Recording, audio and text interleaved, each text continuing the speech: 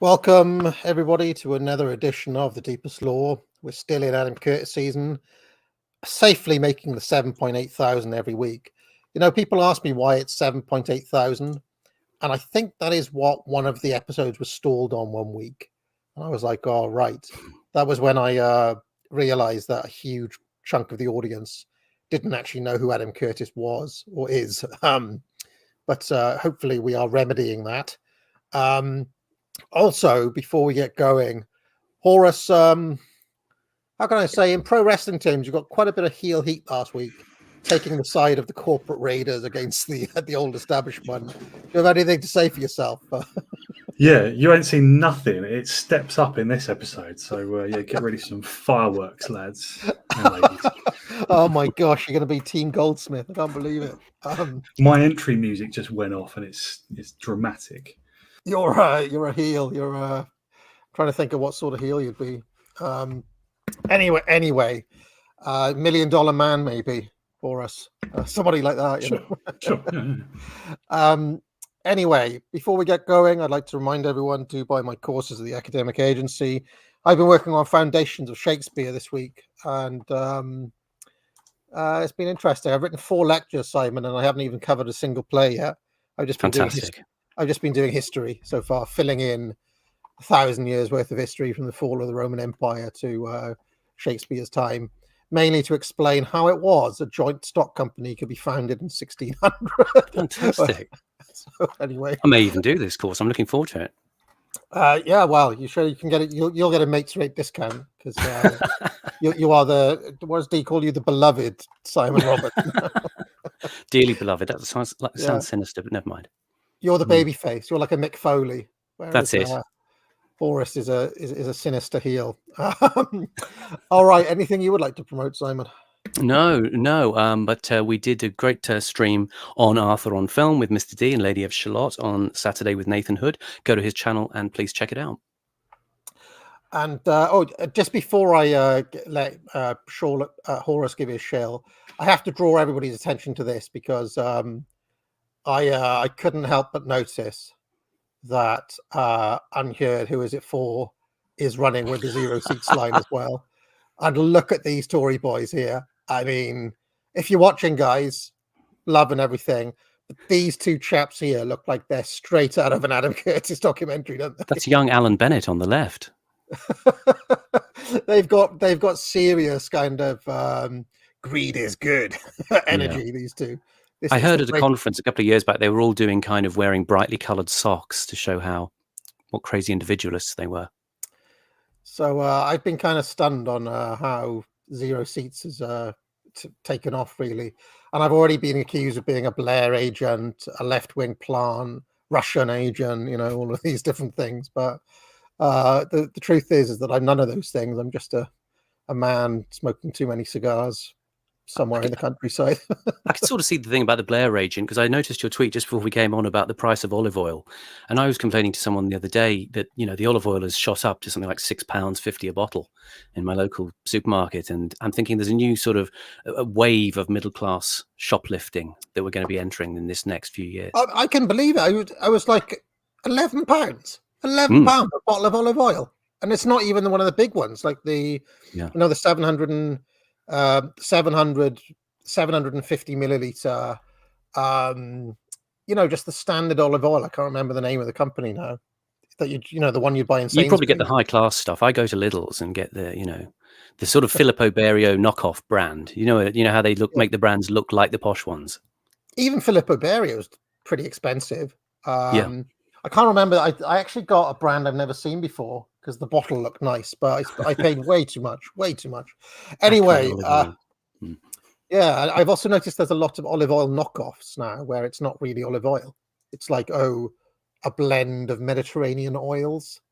I mean, that's not olive oil, is it? Marcus will be on this.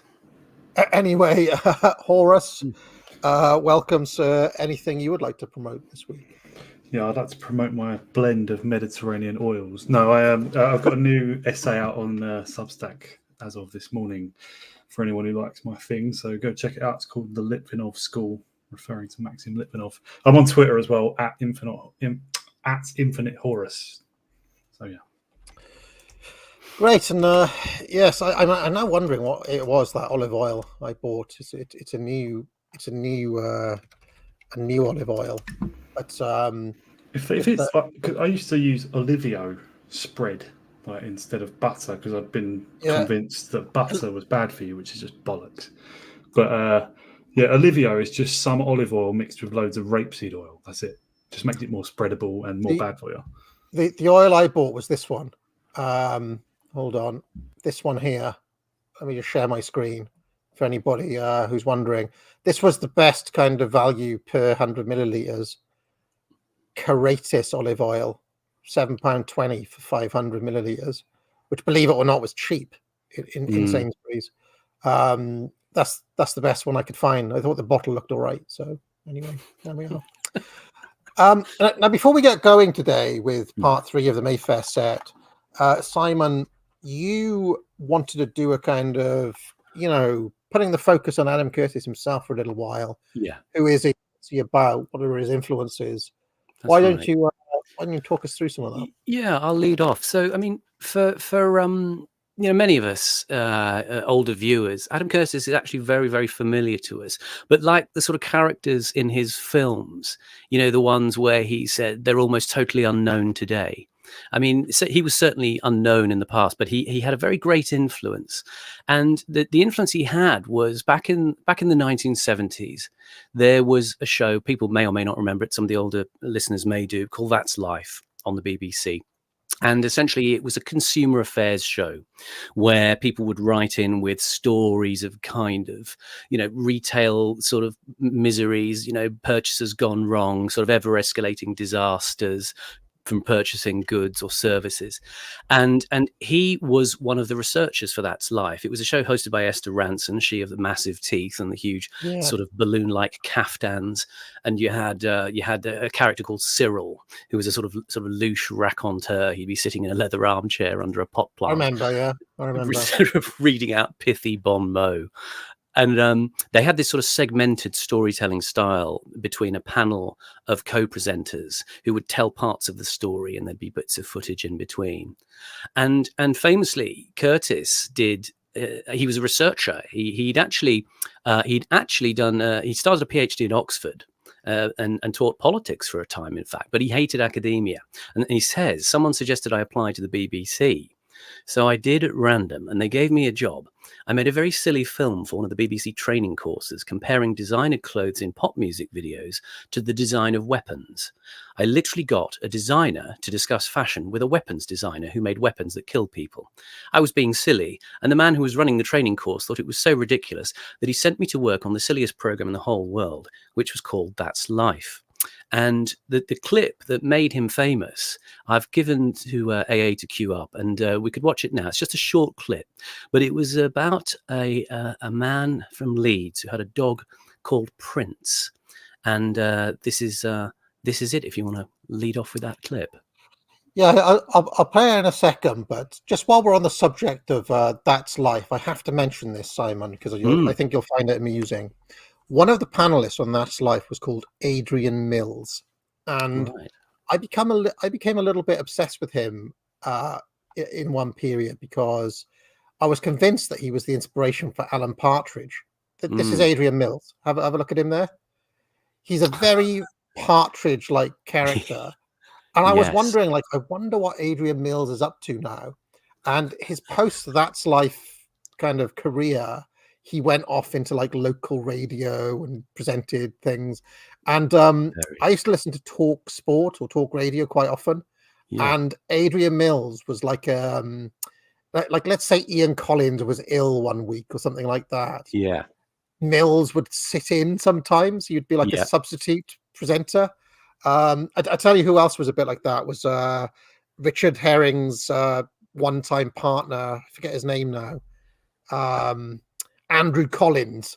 Yes. And Adrian Mills and Andrew Collins seem to be like rivals for this substitute presenter thing. Yes. And Yes. whether it was Mills or whether it was Collins, and that they'd occasionally have little snipes at each other. And I just thought I've always been fascinated by things right down the bottom of celebrity, you know, right down at. That's exactly it. It's that kind of second tier. John Singleton, I don't know if you remember him. He used to present a kind of show, a bit like Robert Kilroy Silk used to, one of those kind of sub Jerry Springer shows where they have audiences and people, you know, scandalize, you know, commoners, muck folk on the stage. And John Singleton was very much that kind of Partridge prototype as well, you know, the Pringle sweater and the kind of sort of bluff manner, you know, of sort of dropping clangers and being just insensitive generally.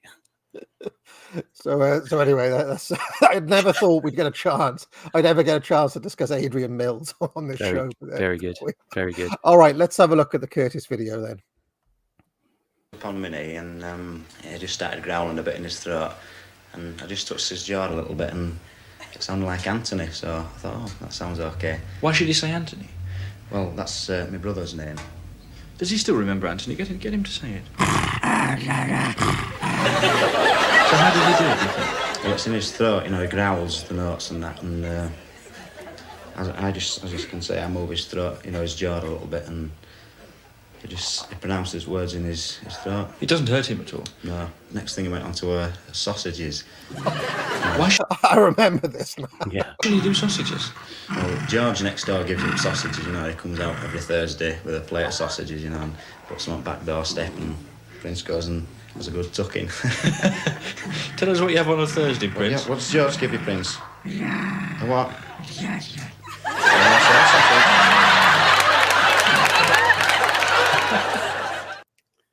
So that was how Curtis got his start. So. That was it, and that you don't realise now, perhaps, but that was a hugely influential, far-reaching clip. He used to do the kind of funny animal segment on That's Life, and of course, you know, in the playground, it was everybody, you know, going sausages the next day, and that was a sort of a meme, if you like, for years, of the dog who says sausages. And so you've got Curtis starting there with this kind of very sort of silly trash TV. And that's sort of something he's kept up with, you know, throughout his career on the side. He has an interest in the site Pop Bitch, which is a kind of silly, you know, celebrity gossip site. I don't know if it even still exists, but it was around sort of 15 to 20 years ago. But the interesting things about Curtis are his main sort of stylistic influences. And in fact, while you might think he's going to be a visual stylist with a real interest in cinema and telly itself, actually his big influence is novels, and the sorts of grand sweep novels as well. The first sort of influence I found about Curtis was that he was a follower of a guy called John Dos Passos, who was an American author from the early 20th century. And he wrote something called the USA Trilogy, a series of books that were looking at the sort of state of the nation after the war. The first one was called The 42nd Parallel, and then there was a book called 1919, and the last book was called The Big Money, written in 1936. The description of them is that they're experimental, non-linear, and they blend elements of biography and news reporting to paint a landscape of the early 20th century American culture. The interesting thing about Dos Passos as well is that, and I'm going to quote from the sort of Wikipedia entry here, he says, beyond his writing, Dos Passos is known for his shift in political views. Following his experiences in World War I, he became interested in socialism and pacifism, which also influenced his early work. In 1928, he traveled to the Soviet Union, curious about the social and political experiment, though he left with mixed impressions. His experiences during the Spanish Civil War disillusioned him with left-wing politics, while also severing his relationship with fellow writer Ernest Hemingway. He also went to school with E. E. Cummings, as it turns out. By the 1950s, his political views had changed dramatically, and he'd become more conservative. And finally, it says in the 1960s, he campaigned for presidential candidates Barry Goldwater and Richard Nixon. So there's a sort of, in a way, a similar sort of thing with Curtis. While I'll talk about his politics a bit later. There is this very fluid, responsive kind of interest in events that, his politics is a bit difficult to nail down, and he sometimes does, at least performatively, change his positions. And what he says about Dos Passos, this is Adam Curtis, he says, why I love Dos Passos is that he tells political stories, but at the same time, he also lets you know what it feels like to live through them. Most journalism does not acknowledge that people live at least as much in their heads as they do in the world. He's also influenced by Balzac. He says he wants to do the equivalent of what Balzac does, but for real, with an emotional universe of characters, with an ongoing flow to it, and through very simple stories. And it takes you out of yourself. You imagine yourself living in that world. He was interested also in a guy called Robert Rauschenberg, who was an artist. Now, Mr. D would probably be good to have in here at this point, but he was an artist who did sort of 3D collages. He did these things called combines, which are like these sort of artistic tableau of frames and boxes which contain all sorts of objects, a little bit of a sort of a cut-up technique. It's called assemblage or assemblage, and that's another sort of influence on Curtis. The other thing he is very inspired by was Max Weber. Now, I didn't know a lot about Weber, but when I started reading, I didn't realize he had a massive and far-reaching influence. He was a liberal sociologist. The quote I have in a Guardian article about him, it says his outlook challenged the crude left-wing vulgar Marxism that says everything happens because of economic forces within society. And an important quote about Weber's work. This is, I don't necessarily understand this stuff I'm reading when it says Weber's work. He was a neo-Kantian. He had the neo-Kantian belief that reality was essentially chaotic and incomprehensible, with all rational order deriving from the way the human mind focused attention on certain aspects of reality and organized the resulting perceptions. So you can see that certainly feeds into Curtis's sense of, confusion that has to be made sense of, and this is the process of his documentaries. He derives a style then that is sort of, in his telling, very accidental. And I think this is a little bit of a thing with artists. They often say, oh, it just happened by accident. It just spilled out. I came up with it. He tells a story about when he made Pandora's Box. He was sort of in the cutting room, and he says, late at night, I was just starting to play. I just put jokes in. I made very silly jokes about one of Thatcher's ministers, Sir Keith Joseph, who I'd interviewed, and it was just terribly funny. I even included some shots of a squirrel handing out money that I'd found somewhere. And if you want to find that clip, actually, it's about 25 minutes in on episode 3 of Pandora's Box, the episode on monetarism. So the stuff there where he says it came out of desperation, just trying to find a way to make economics interesting, was the sort of the impulse there. As you go on with Curtis, obviously, a lot of us think of him being a sort of assuming he's liberal left. And again, he plays with his political locus. He says, people often accuse me of being a lefty. That's complete rubbish. If you look at the Century of the Self, what I'm arguing is something very close to a neoconservative position, because I'm saying that with the rise of individualism, you tend to get the corrosion of the other idea of social bonds and communal networks, because everyone is on their own. Well, that's what the neoconservatives argue domestically. He says, if you ask me what my politics are, I'm very much a creature of my time. I don't really have any. I change my mind over different issues, but I am much more fond of a libertarian view. I have a more libertarian tendency. What he goes on to say is, what's astonishing in our time is how the left have completely failed to come up with any alternatives. And I think you may well see a lefty libertarianism emerging because people will be much more sympathetic to it, or just a libertarianism. And out of that will come ideas. So he is kind of adrift somewhat, and he does talk about people. He will describe people as liberals. He'll say, at Cannes Film Festival, you tend to get very nice liberals coming up to you, and you're making a film that they agree with. But his actual background was he came from a very, very left-wing family. He said his grandfather used to stand for Parliament as a socialist in seats that he couldn't win, and he said it was all the red flag and the Internationale. And he says, as he went on, he became very suspicious of the left as he grew up, because they seemed to retreat into a very dark and limited pessimism. That's something you can certainly recognize from things like Century of the Self and The Trap. Mhm. And what he said he did take from that socialist culture was an interest in the relationship between the dreams of individuals and what the great currents of society and history do to those dreams. There's some excellent interviews out there. I've gone through an awful lot of them, some audio interviews and written ones. I'll post up a link after this stream, but there's a very good one at a site called e-flux.com. There's a 2-part interview with Curtis, which is a very good detailed interview, which we'll cover a lot of this stuff. So the other thing, and the sort of last and biggest thing I'll move on to in just a second, but part of this thing is that coming from the left, he is kind of suspicious of utopias, he says. Society is about vested interests with unequal access to power. And what I've charted in various films is the rise of radical individualism. And this is where it sort of intersected with some of my own interest, because for the last year or two, I've been particularly interested in a left-wing cultural theorist called Mark Fisher, who died a few years ago now, and he shared with Curtis a sort of post-punk sensibility. I mean, Curtis famously went to school with a couple of sort of notable post-punk bands, the Gang of Four and the Mekons, and they were quite sort of socially activated. So Mark Fisher, he started off at the Cybernetic Culture Research Unit, the CCRU at Warwick, where of course we know Nick Land was also working at the same time. So he's very interested in, if you like, the influence of the digital on society. He did a famous culture blog called K-Punk, and it's actually quite worth looking up. I mean, again, you are reading it from the left, but there are very interesting intersections in a sense that are prefigured with the sorts of stuff we talk about as well.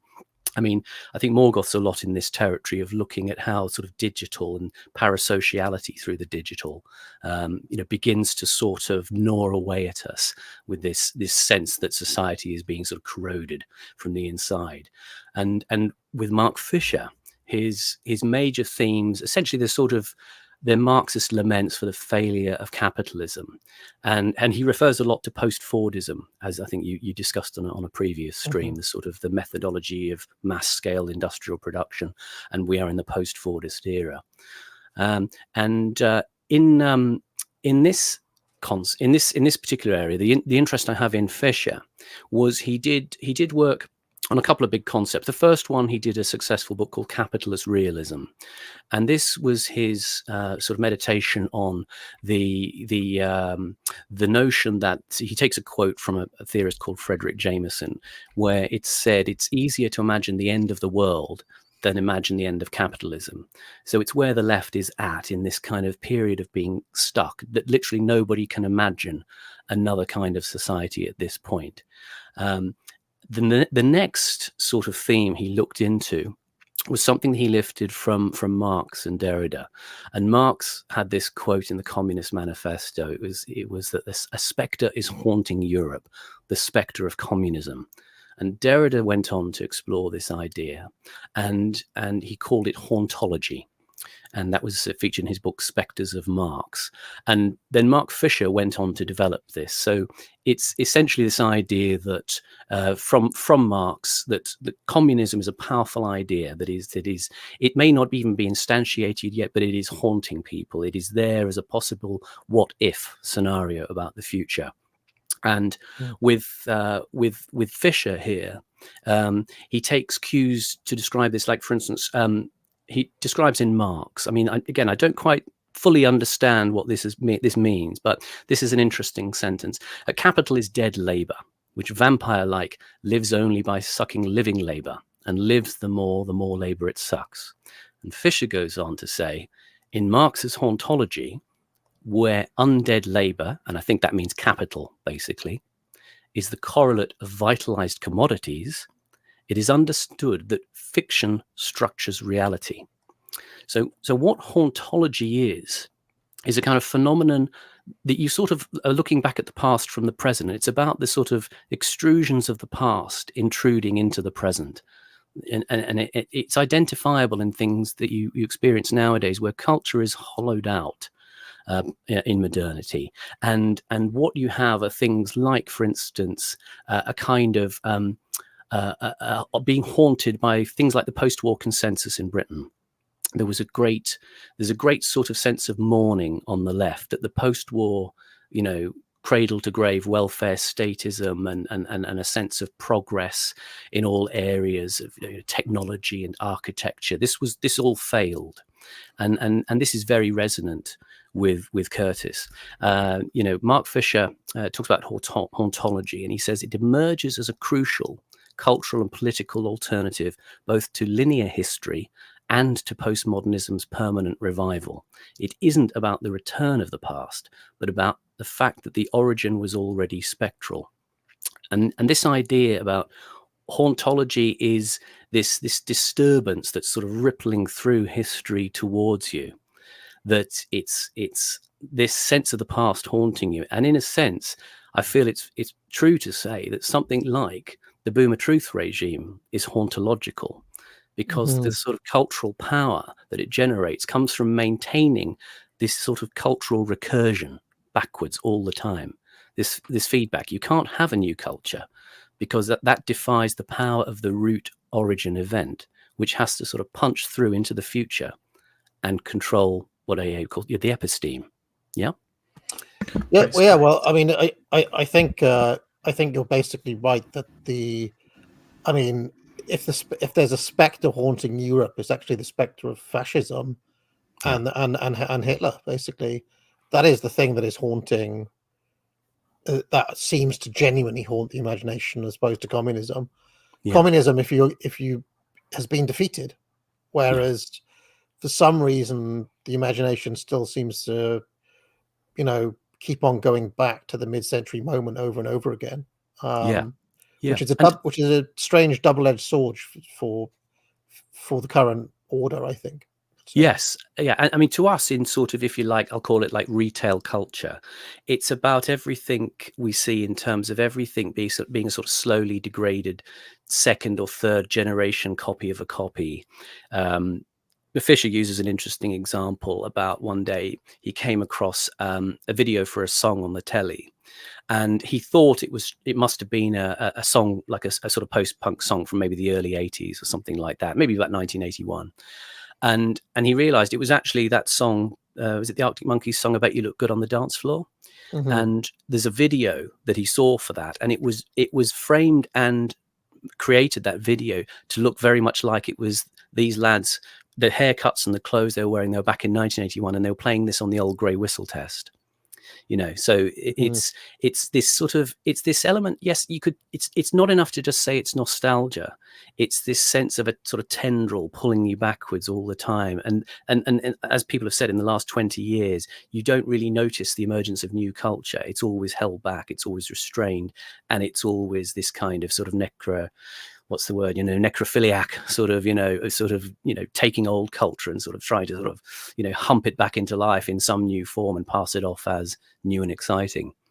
And so apparently what happened, this intersection actually was made real, that Adam Curtis he met with Mark Fisher back in the sort of early 2010s, and they had a very long sort of 4-hour discussion, he says. And he said he found that they were haunted by a lot of the same things that Curtis returns to. And this is why the stories, when you watch Curtis documentaries over time, this is why we sort of have this Curtis bingo thing, because a lot of his style is recursive, and he has these tropes, these repetitions. And as I said the other week, he references things like ghost and horror films as forms by which to sort of convey this. And the particular focus that he has is these concerns with utopian attempts to rewire society by elites who are interested in basically managing society more effectively. So he does a lot of exploiting of those moods, the unsettling, the eerie, a sense of looking back in mourning. And his visual language is full of that: empty rooms, the endless corridors, long panning shots across computer banks, or you get these kind of alienated sort of existential lingerings in huge plazas with skyscrapers, such as we're going to see today. Simon, also the use of burial as well, right? Specifically burial. Yeah. He's very interested in burial. Burial's an example of a sort of a hauntological musical form where the story about burial is he interviewed Mark Fisher, this I'm talking about. And Burial's a young guy. I mean, he's perhaps in his early 30s now, but he did this music which really struck Adam Curtis as it happened. And it was because Burial himself was too young to go to raves back in the sort of late 80s and 90s, but he used to hear stories from his brother, and he used to get these mixtapes on raves. So he did this music, which has this, it's very much like the echo that's left after a rave. It's in these sort of abandoned industrial spaces, and you get this sense of the decay of spaces and of time. And this is again part of this sort of power of a past that you were kind of denied, and a lot of the leftist hauntology is about futures that they call it the slow cancellation of the future. That people believed back in the 1970s when I was a kid that, we'd all be in flying cars by now, and we'd live in these incredible places, and, we'd eat, pills for food, and life would become better. And of course, this just simply fell apart. This wasn't a thing that could be kept up as real. But there is this sort of mourning, particularly in Gen X as well, about the 70s. But this also manifests in younger generations. I'm noticing, there are sort of hauntologies of the 80s and 90s. I mean, I notice the things like, synth wave, that kind of imagery that's used of the sort of car driving towards the sunset. It's the outrun aesthetic you're thinking about, Simon. Yeah. Is that what it is? Yeah. It's called outrun. Yeah. Right. And things like even the video that was done for the Foundations of Entrepreneurship, with all those clips of kind of sort of slightly trashy and 90s bits of film and so on. That's a sort of similar thing in a way. You kind of feel a pull back towards it.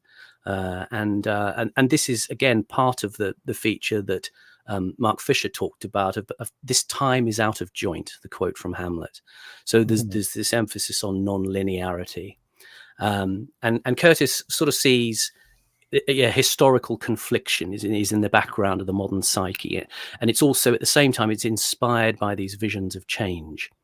And he says you have to understand how history haunts you in order to address change. It's inside our heads. And of course, there's a title of from one of the Century of the Self episodes, there is a policeman inside all of our heads. He must be destroyed. So in his form, he does a lot by reworking the past, using archive, using old films. And he's charting a collapse of confidence in that modernity and technocracy that was projected in the past towards us in the future. And he says he thinks one of the reasons we get stuck politically is, he says, politics gets taken over by economics because power has no visual language to create a mood. And I think he thinks this is why we're sort of stuck at this point in terms of processing politics, because it has become a slave to what did Carlyle call it? The economics, the dismal science. Yes. And what he sees it as is, in the last 20 years, the left and right have fused. So anything that contradicts consensus is called conspiracy. And he himself, he won't do conspiracy as a journalist, but what he is trying to do, he talks constantly about offering a big story of some kind. He sort of bemoans utopias, which he sees as having failed many times, but he says no one has a nice story about the future. And that's very much where he's at these days. He's looking for these ways for us to create a big story that will actually move things on. Now, he's very scathing about the left and their inability to do that. He describes an event where he was with Mark Fisher on stage at some sort of leftist conference thing. And he said he was getting increasingly irritated by the kind of hard left tendency in the audience, people who wanted to sort of, have a revolution. And he says that he kind of addressed the audience and he shut them up, because he said to them, are you really prepared for what would happen if you have a revolution? He got all these blowhard revolutionary Marxists, and he says what they want to produce is a kind of vengeful overcorrection to restore justice, but they're not really prepared to pay the price of a real revolution, which is suffering and disruption, and the fact that they would actually lose a lot of their own privileges. And he said, in the end, do you actually want a revolution? Do you want to suffer all of that, or do you just want the banks to be a bit nicer to you? And so he kind of reminds me of Ashtakar's, was it, fully automated luxury communism? That's Ashtakar, yeah. That was actually Aaron Bastani's phrase, by the way. Oh, was it? Okay. Yeah, that was his book, wasn't it? Yes, yeah. So, I mean, a lot of Curtis's style, again, it's this thing of taking these fragments as well. It's like, he takes if I can use episteme in a sort of as a sort of metaphor, it's like an aircraft. We're all flying along in whatever the current episteme is, and at some point it crashes with reality, and all of Curtis's stories are like you're wandering out of the wreckage, looking at the splinters and trying to put something back together, which is a bit more real than the episteme, if you see what I mean. He's trying to sort of say, I can reveal something more. And this is what you've said, AA, that Curtis will take you 80% of the way. He'll assemble some fragments in a suggestive manner, but you can always go beyond that and pull a truer story out of it. When that epistemic plane hits the ground, that's those moments when he says, but it was all a fantasy. And you have to then kind of sort of, reapply yourself to these sort of found elements of history. And he uses that disconnectedness in combination with these sort of artistic insertions of other things, film and music, to try and give you a way to understand how people normally experience reality. It's in their heads. It's a combination of memory. It's a combination of culture. There are all sorts of things that are flying around in there. He's trying to, if you like, create what he calls an emotional journalism. I don't think he means something soppy by that. I don't think he means simply just getting concerned about things. I think he's talking about an involvement at a personal level with stories, so that because as he says, he wants to make people aware of power, to let them see the forces around them. What he says, the things they don't see normally. Like Fisher says as well, he says we don't want to go back in time. I mean, progressivism by its definition can't do that. They want to go forward, but they're sort of trapped by this sort of moment of horror at the past. And so Curtis is somehow trying to create a sort of another kind of collectivity by all these sort of stimulating these emotional responses and getting us to map this out. And I hope that sort of gives it a bit of a sense that he is coming probably from a position which is on the left, but which is a little more developed and nuanced, and possibly shares more resonances with where people are on the right. It's looking at this problem of modernity. This thing hasn't worked. How do we reconstruct and tell a bigger story? It's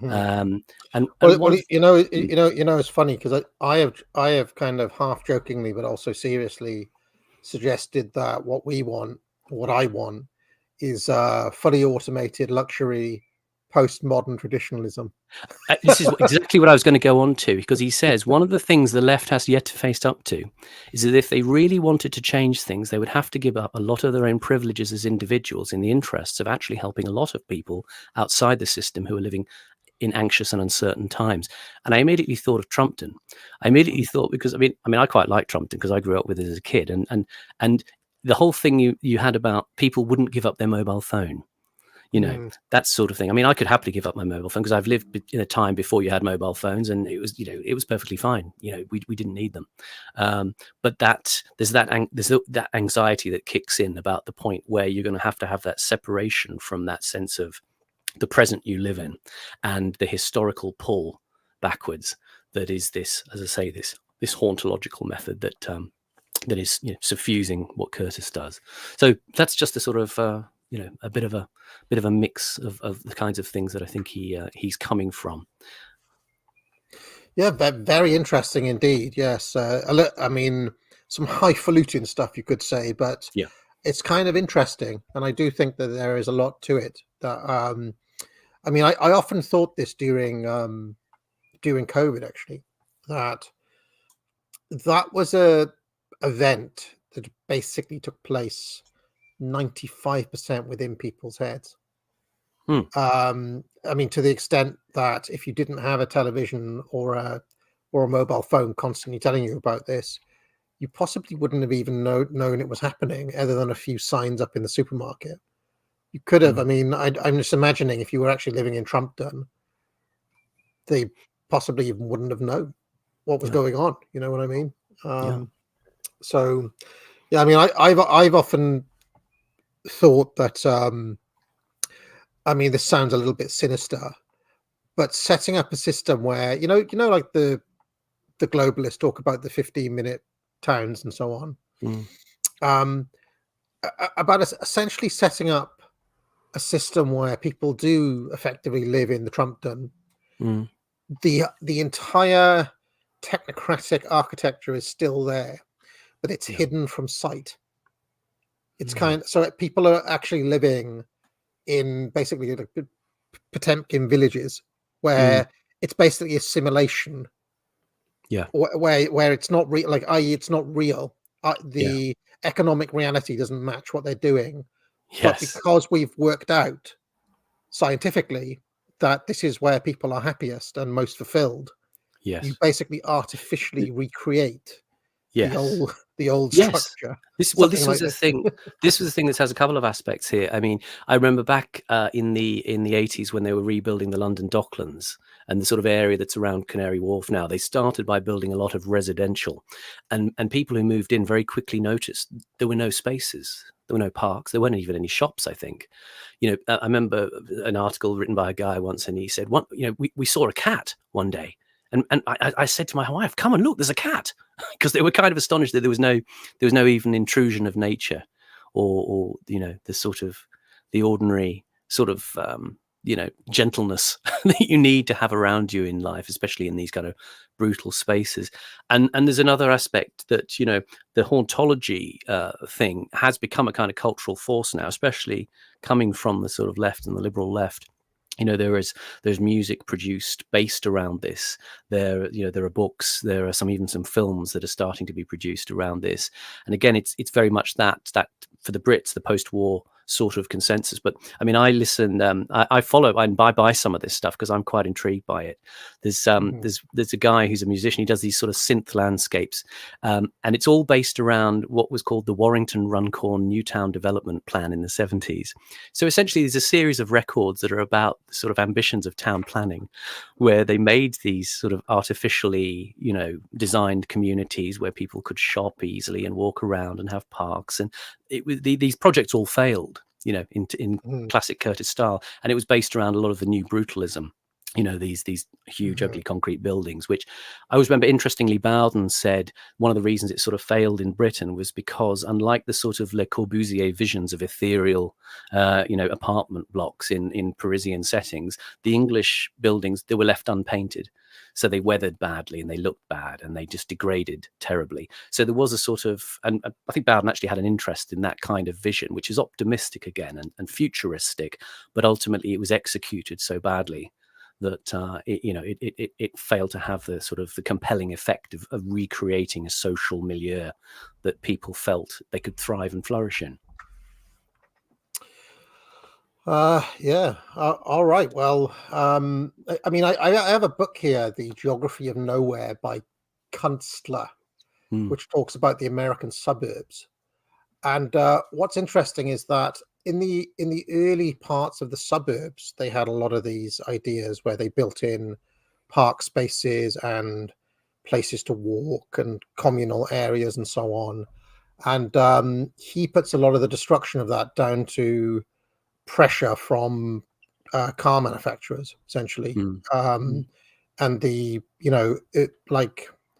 the design of towns with the car in mind, which he thinks has been destructive. But there was even in America, there was a school of thought that wanted to kind of build these things in, but they also, the ones that were built worked quite well, but then after a certain point, the roads became wider, and then you've got these awful places where nobody can actually walk; they have to drive everywhere. So it's kind of interesting too.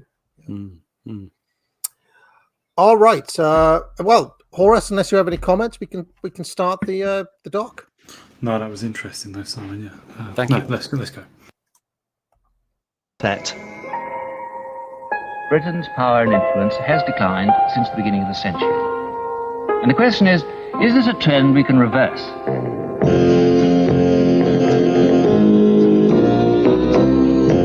We are concerned with making money. That is what we are trying to do. It's been described as the most beautiful terrace house in London. The abuse of business and financial power. You lied. We shall have a harder Christmas than we have known since the war.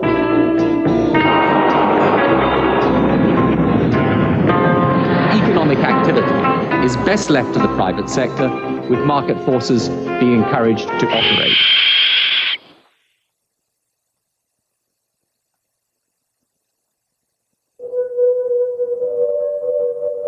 The summer of 1976 was one of the hottest on record.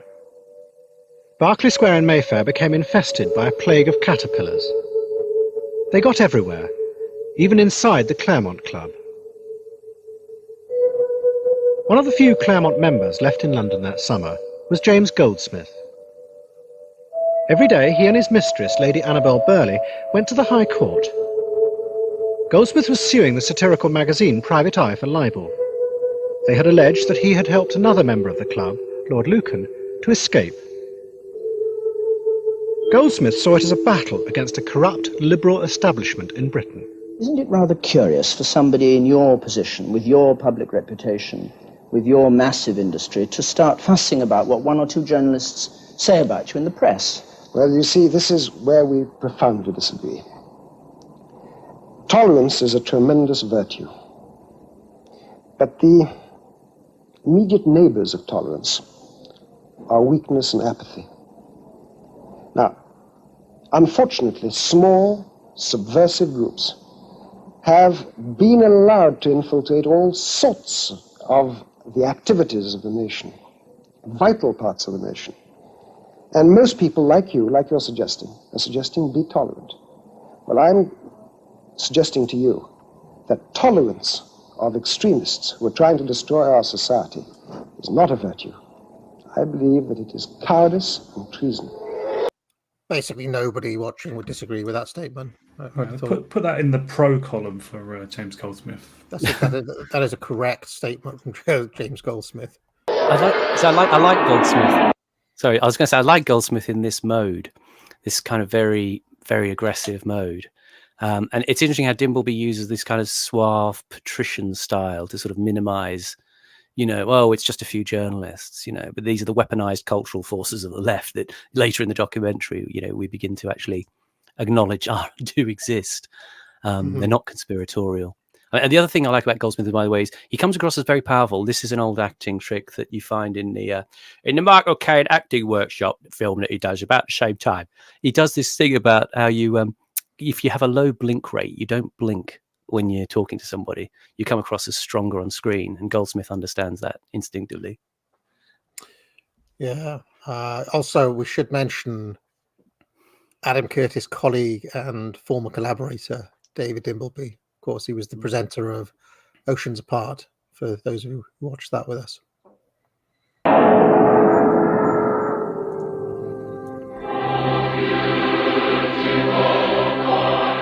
In 1980, Goldsmith left Britain in disgust and went to live in America. His attempt to destroy Private Eye had failed. He had been forced to settle and had nearly bankrupted himself in the process. But Goldsmith had arrived in America at a moment when an extraordinary political change was about to happen, and he was going to get caught up in it. He would be used as a battering ram to break down the old system of power that had ruled America for 50 years.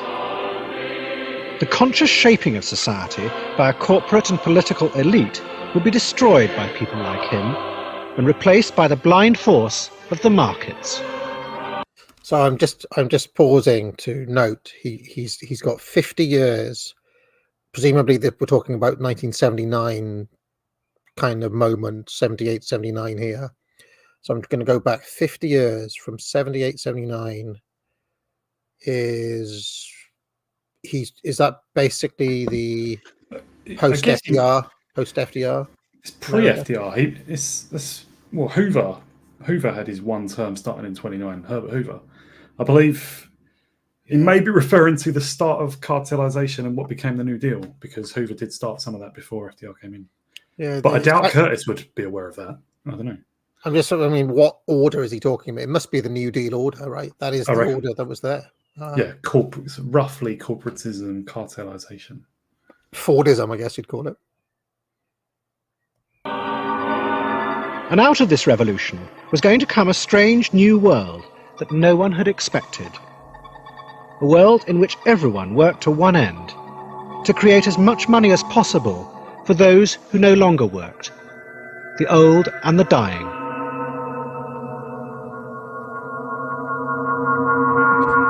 Pause a second. Pause, please. He sort of made it sound like those are James Goldsmith's objectives. Obviously, Goldsmith got involved in what we're about to see, basically just for making money, right? He makes it sound like Goldsmith came as like an avatar of the market, like he says the blind forces of the market.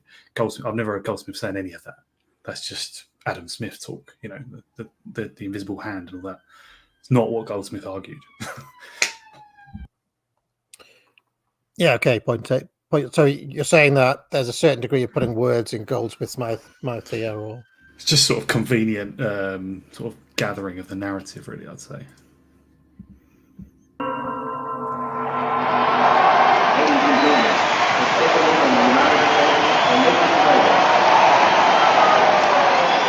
The economic ills we suffer have come upon us over several decades. They will not go away in days, weeks, or months, but they will go away. They will go away because we, as Americans, have the capacity now, as we've had in the past, to do whatever needs to be done to preserve this last and greatest bastion of freedom. In this present crisis, government is not the solution to our problem. Government is the problem. Nancy, Nancy, Nancy with a laughing face.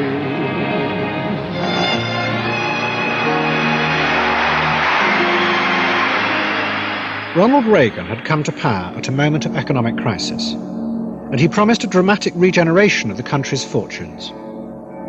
But not by government, which he blamed for having led America into the chaos. His solution was to give power away, to Wall Street and to the financial markets. He wanted them to find a way to regenerate America. Pause a second. It was a moment of great opportunity. Go on. It's really vague. Like I don't know what he refers to by giving power away to Wall Street. Ronald Reagan, I've watched. I think I'm not an expert on him, but I've watched like several documentaries, and from what I do know of what he did in his time, his rhetoric was nothing like his actions. He increased taxes generally. He gave amnesty to illegal immigrants. He generally increased the state. He did close down a few things. He closed down the Interstate Commerce Commission, I think, which is not nothing. That was useful to free marketeers, but overall, like, he was about as real a free marketeer as Margaret Thatcher was. It's actually much more complicated. And yeah, what Curtis means by giving away power to Wall Street, I think he means something like what was called the Big Bang in Britain, which was, again, really decartelization. There was a previous, a set of 10 or 20 investment banks in the American term, which were privileged, basically, and I think some of that was deregulated. That's what he's referring to. Is it the Hart-Sellner Act that was deregulated? Is that the one? Hart-Sellner was the Immigration Act in the 60s. You mean Glass-Steagall? Yeah, that's the one. Glass, That's one of that's them. it. I think that was still in place. It was 1980 they got rid of it. Oh, okay. Maybe you're right. Yeah, maybe you're right. Probably got rid of certain things. I mean, okay, yes. Yeah, that's why a lot of people attribute, for some reason, the 2008 panic to the removal of Glass-Steagall in the 80s, or the removal of regulations in the 80s. People on the left seriously argue that, which is ridiculous. But I mean, yeah, I'm guessing. I would just say anybody who thinks those deregulations were a problem, they should at least acknowledge what it was an end of. I would always say that. I mean, I think it's generally the influence of Milton Friedman and the coming of the turn from Keynesian economics to Chicago School. Yeah. That was going to be my question. Who was giving him his cues? Was it the head of the Federal Reserve, or he appointed people this like guy Alan Greenspan and all of these types of figures? I think under Reagan, Paul Volcker became the Fed chairman, and he's associated with Reagan's time. I don't know much about Paul Volcker. Some people, like sort of paleocon types, say he was actually decent as a Fed chairman, go. But I think he was a monetarist, yeah. And so that is Chicago School, yeah. Milton Friedman being the main advocate of that at the time. for Wall Street bankers. And one of them, a young man working for an obscure bank called Drexel Burnham, seized the moment. He was Michael Milken. He had invented something he believed could regenerate America. It was a way of raising vast amounts of money for the sort of businessmen other banks would never touch.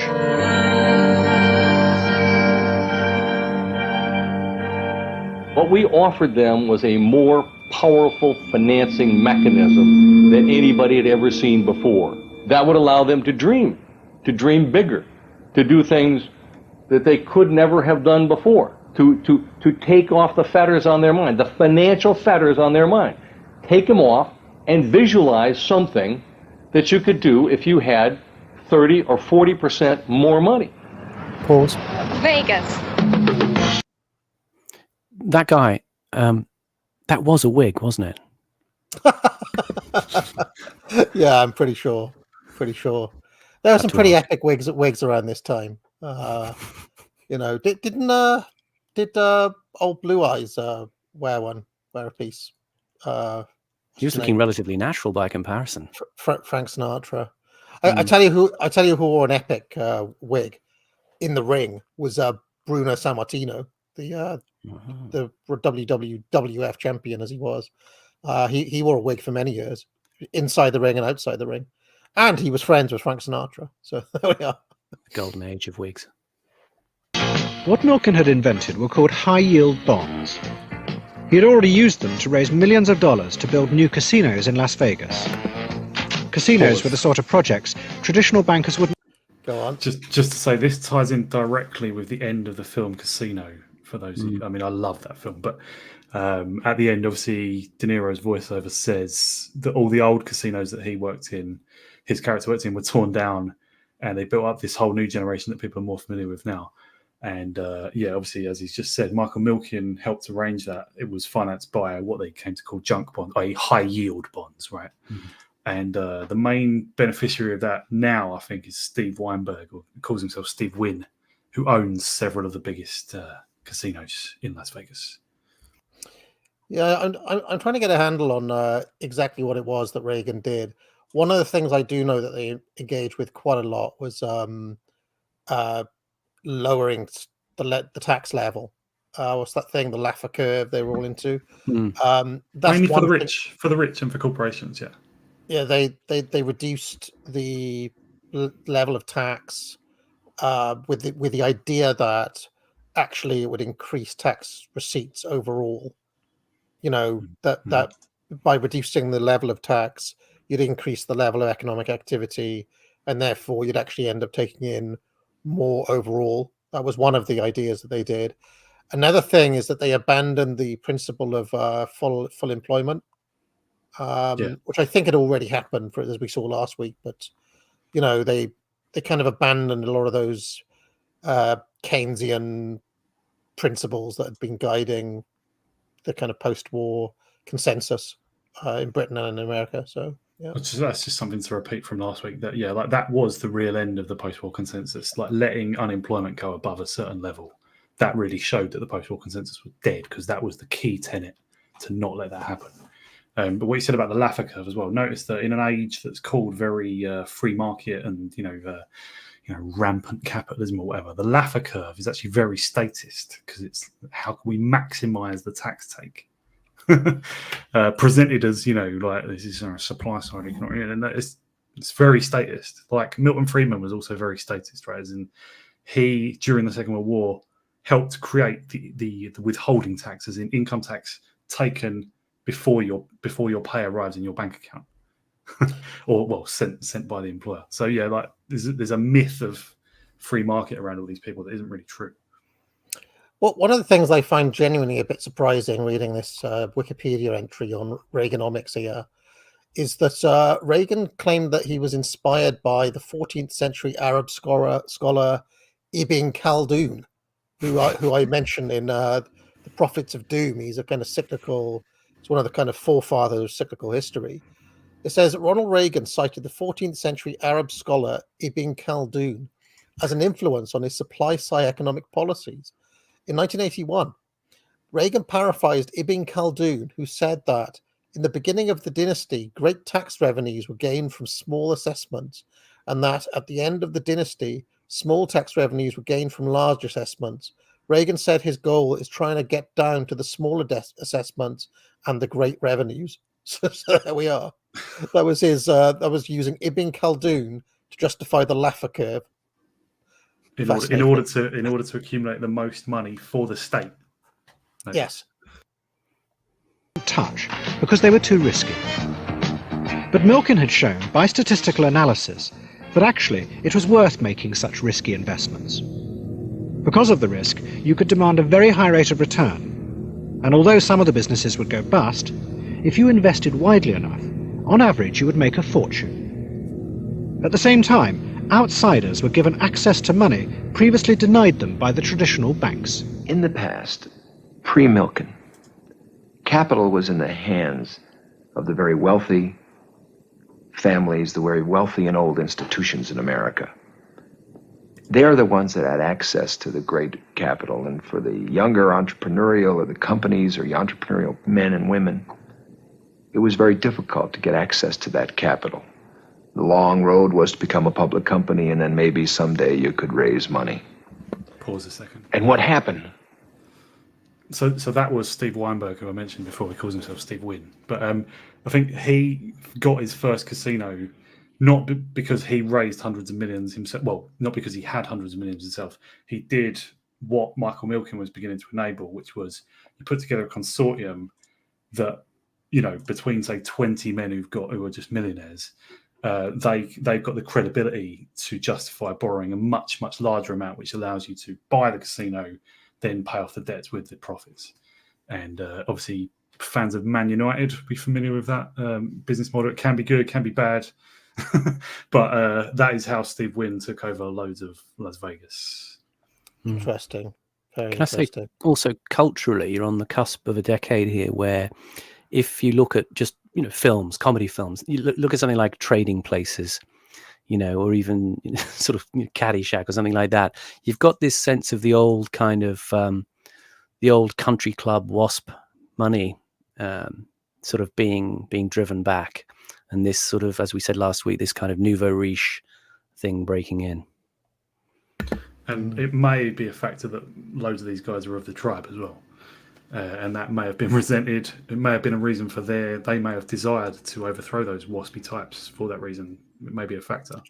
Is that does the film Casino make a deal of that or not? I can't remember now. Well, there are some famous lines that I won't repeat, but yeah, it makes mention of. Well, he's called Sam Rothstein in the film. In real life, he was called Frank Rosenthal. But yeah, it was a factor, as in like the mafia ultimately only trust, you know, Italian guys. They'll you know. Well, actually, that maybe that's a bit too simplistic, but it was a factor. Yeah, yeah. When Milken did his thing and introduced all these elements and mixed them together, is that we had the democratization of capital. Capital no longer belonged to this very elite and small group. It was available to everybody. The established banks called Milken's technique junk bonds. But by the early 80s, they had become a great success. Milken had created scores of new millionaires, and investors were falling over themselves to invest in junk bonds. But to Milken, they were more than just a way of raising money. Junk bonds were a powerful weapon with which to challenge the established power of Wall Street. I don't think it was greed. A lot of people think it was greed. I think it was power. A lust for power drove him. I mean, I think it really made him, you know, feel like, you know, he felt he had a kind of a messianic thing. He really felt he was making a new world in Wall Street, and that he, you know, was its arbiter. You ain't seen nothing yet. You ain't seen nothing yet. You ain't seen nothing yet. In Reagan's New America, Milken realized that the junk bond would become all-powerful. As one of his first acts, Reagan had loosened the rules governing the takeover of companies. This meant that Milken, using the vast amounts of money he could now raise with his high-yield bonds, could attack the giant corporations of America. It would be highly risky, but Milken was convinced that hidden away in the corporations were assets he could turn into fantastic profits for his investors. But Milken needed frontmen. Ruth.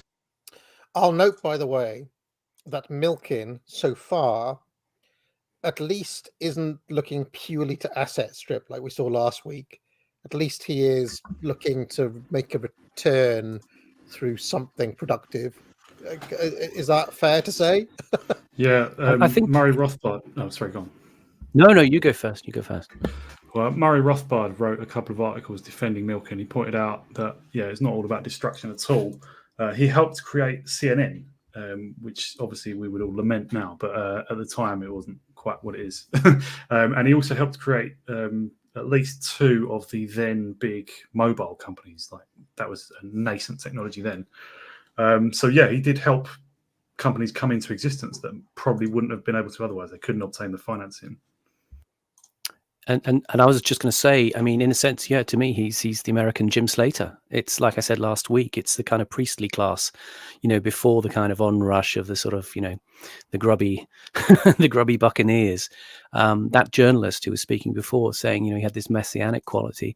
One of the other guys who's interviewed later on, Don Engel, there's a quote from him I found. He said about Milken, he would speak in parables. It became almost like mystical. All right. So, I thought Ted Turner was CNN. Is that right? Yeah, that's right. Okay. Even though he was wealthy himself, I don't think he was prepared to spend his whole fortune on it. So he had help from this dude. Okay. Yeah, and Rothbard's estimation was that wouldn't have happened otherwise. Ruthless, greedy outsiders he would fund and who would fight the vicious takeover battles for him. And in New York, he found the perfect candidate, James Goldsmith.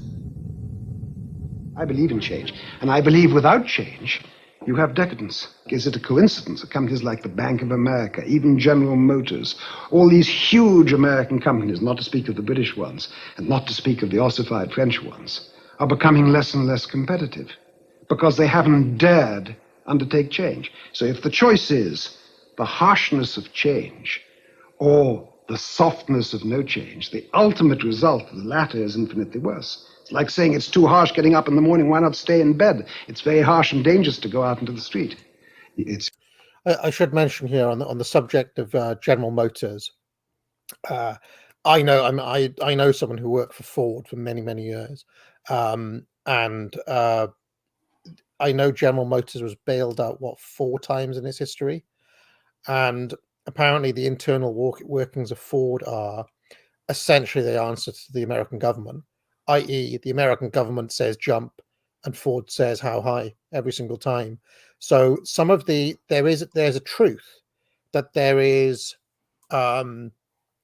something of a fusion between these old companies that were, let's say, selected by the New Deal, by the New Dealers to survive, that has gone hand in hand with a kind of lumbering uncompetitiveness. If that That's how I see it. Yeah, a fusion and a mutual dependency between them and the state. And I have to say, Goldsmith talking here about the companies prepared to embrace change and those wanting to just sort of sleep through it. It reminds me very much of Warren McIntyre's, the people who want to win versus the people who want to be left alone. Mm-hmm. Exactly as though you said, in nature, there can be no continuity in nature because they're predators. And in fact, there were some game reserves set up by some well-meaning people who said this is horrible, these poor animals should live constantly under the threat of predators. Those animals subsequently became degenerate and died because predators are a necessary stimulant. And if you eliminate predators in business and just create comfortable bureaucracies and monopolies with no predators, you will have a dead industry. The prosperity of the country will shrivel away, and your people will suffer infinitely more than by being subject to the constant stimulation of threat and competition. Well, he was a very egotistic type of man. He knew what he wanted. He knew what he wanted to do. and he didn't have great respect for most of the managements that he started to go after, and he thought these companies were sitting ducks, which they turned out to be. Good management does not stop at the mill door. A company picnic is a common example of industry as a social enterprise, and there's nothing cynical in saying that this pleasant scene of people eating barbecued chicken is a symbol of good business. For good fellowship begets cooperation, and cooperation is what turns out more and better goods, means more sales, more profits, more wages, and more fun for everybody. The highest standard of living in all history has been earned, bought, and paid for by a system in which our vast industrial resources are but the generating force of the greatest social enterprise the world has ever seen. The big corporation was at the heart of American life. It was far more than just a way of making money.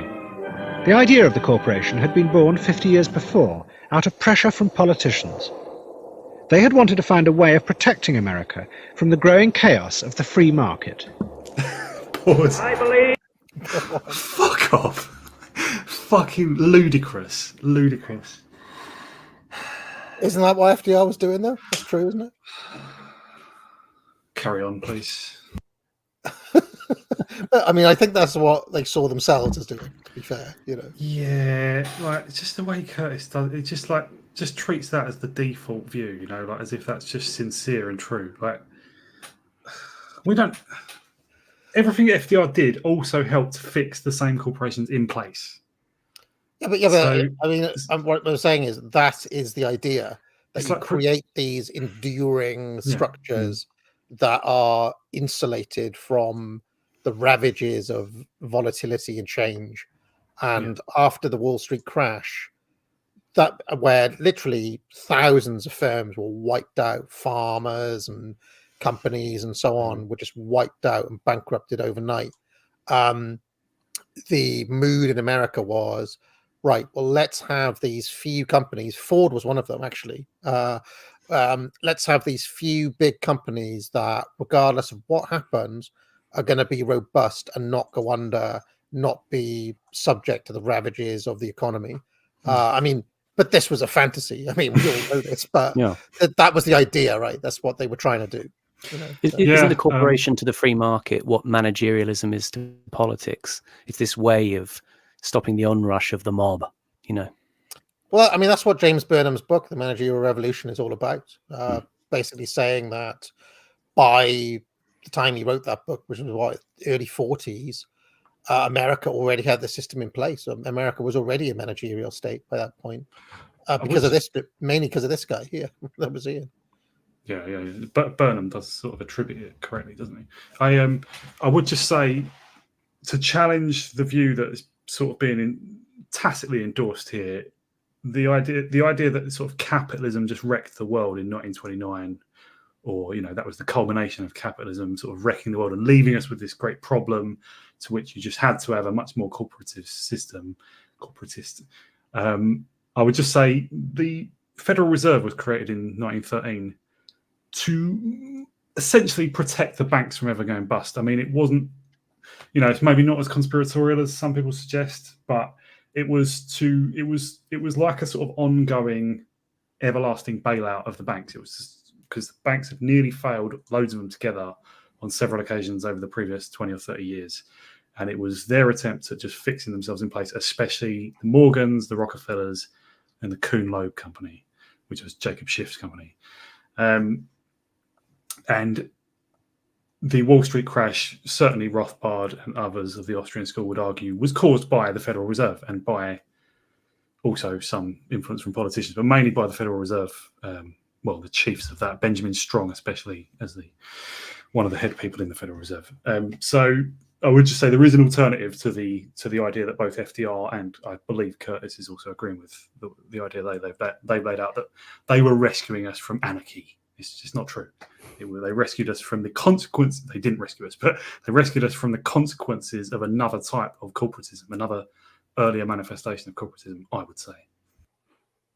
And I've always believed, and I always will believe, in private enterprise as the backbone of economic well-being in the United States. America have no quarrel with business. They insist only that the power of concentrated wealth shall not be abused. Roosevelt spoke at a time of economic chaos in America. The stock market crash of 1929 had led industrialists to sack millions of their workers. America was torn by riots as workers protested against this ruthlessness. The corporation was deliberately designed to stop it ever happening again. In future, industry would be run by professional managers, not the owners. The managers would not have shares in the business, and they would run it in the interest of everyone involved. The greedy, dangerous power of the shareholders would be controlled by this new structure.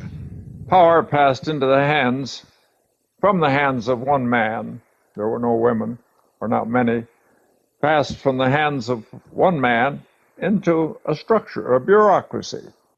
Pure James Burnham this past couple of minutes, by the way.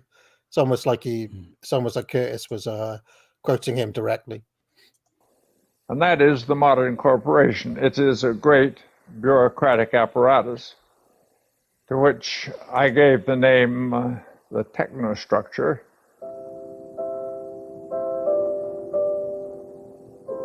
The modern corporation is a group exercise and power depended on position and not stock ownership. The shareholder is an irrelevant fixture. They give the symbolism of ownership and of capitalism, but when it comes to the actual operation of the corporation, as has been agreed for many years, they exercise very little power. Goldsmith and Milken now set out to take... Very interesting to hear Galbraith put it quite so bluntly as that. Over the technostructure. They would do it by borrowing billions of dollars with the promise that they would repay vast interest. They were confident they could do this because hidden away within the giant corporations was fantastic wealth which they could unlock and sell off.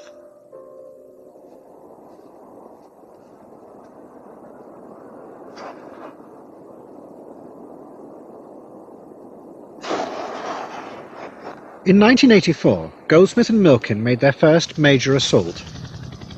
The Crown Zellerbach Corporation owned vast forests throughout America. From the timber, they made many of the paper products sold in America and employed thousands of workers. The Zellerbach Corporation was run from San Francisco by an elite group of international managers. There was a very strong sense of social responsibility, very strong. There was also a sense of power for the sake of power, no question. People love power. Everyone likes to be powerful. And their power was very powerful because it didn't come from the amount of money you got in your bank account or your assets. It came from a whole empire that was there. Do you know, it's amazing. It's amazing that Curtis is able to give us these perfect sound bites for things that we've been discussing for so many years. It's incredible. But anyway, carry on, Simon. There was something about the framing of that particular guy because, we've just had this, taking on the East Coast, country club elite sort of, level of corporate ownership, and then they're moving over to the West Coast now. Crown Zellerbach, based in San Francisco, and it's interesting about this guy, the way he's been. I think Curtis deliberately framed this. He's in this kind of wood framed Japanese house. He's got this sort of aura of calm about him. It's a kind of a different style of corporate dominance, and he reminds me, that guy, very much of. I remember John Cleese saying in these American sort of business magazines in the 70s, you would get these ads for all kinds of self-improvement courses and things because a lot of these West Coast business guys were just always looking for the next thing, to give them extra heft. And he always remembers there was a funny ad in one of them which was selling courses in Buddhism to these guys, and the tagline was "Buddhism gives you the competitive edge."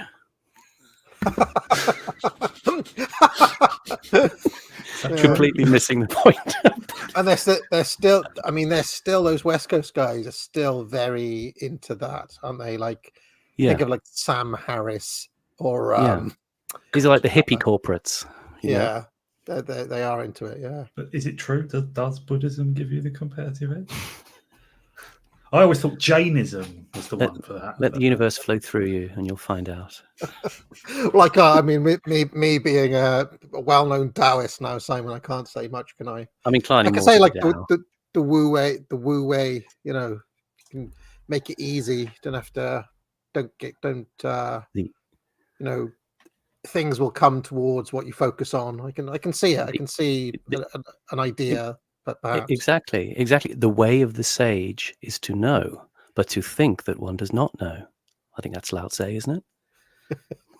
Yeah, but of course, any of the actual sages would completely reject becoming a Silicon Valley corporate manager.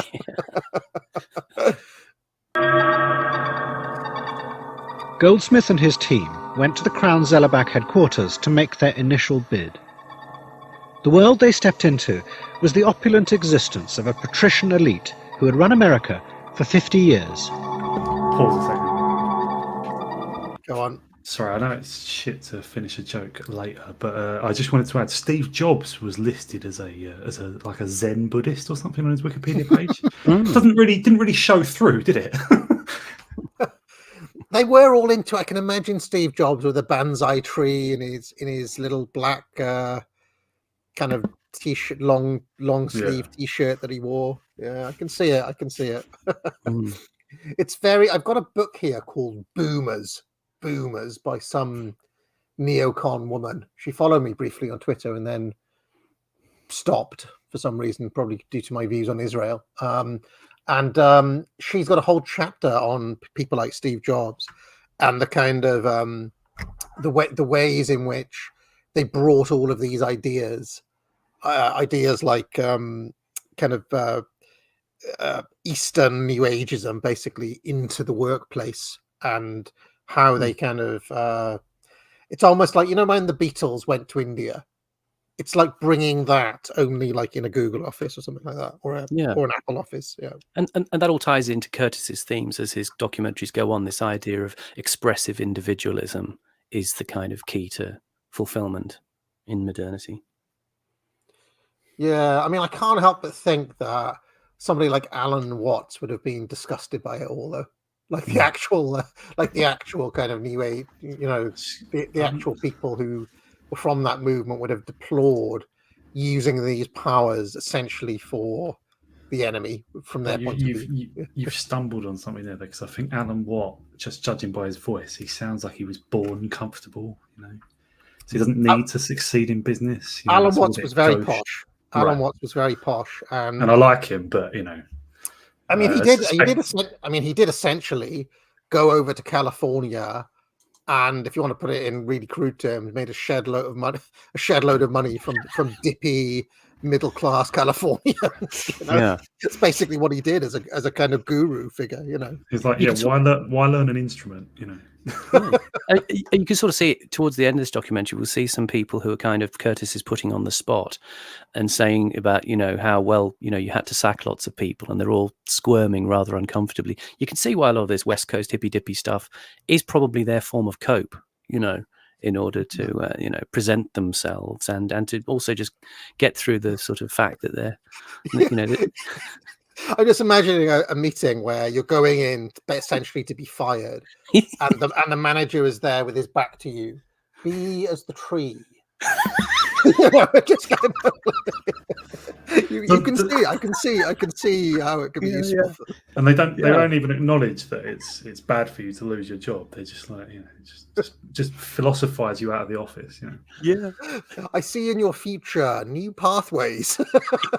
It's all positive. All positive. You go out feeling great. They had the most luxurious, lavish facilities that I've ever seen. It was sort of typified by lunchrooms, which were presided over by a rather handsome waiter and rather handsome waitresses, and when you went to have lunch, you weren't offered as you normally were a drink. You were asked in a rather pompous way what ambiance you would like, which puzzled me at first. And then I found they had some silly machine which you switched on, and you could have the noise of the tide coming in, or you could have autumn rain, or you could have the birds twittering. You know, you could eat your lunch against the background. It was nonsense. Curtis loves that squawking kind of, was it a blackbird or a raven or something? With That has been predator a recurring animals. motif. I think it's like an eagle chick or something, isn't it? Why does he love that? I wonder. It's been one of his refrains in this set so far. This guy reminds me of something from like Godfather 2. He's sort of sitting by Lake Tahoe there, you know, having killed a number of people. Roth, perhaps. Yeah. Yeah. What about the shareholders? Shareholders are very passive people, as evidenced by the fact very few people sign their proxies. They either are living off it, they're retirees, they're living off the income, or they're money managers. But there's no direct tie with the company. Look at the attendance to a stockholders' annual meeting as a classic example of they don't really know about the company, or if they do, they believe it's doing well and don't bother to go to the meetings. They're passive. This is, again, sorry to keep on interrupting, an absolute chapter from The Managerial Revolution by James Burnham, where he talks about the passive shareholder. And the way it ties into the populist delusion and elite theory is basically the shareholders are the disorganized mass and the managers are the organized minority.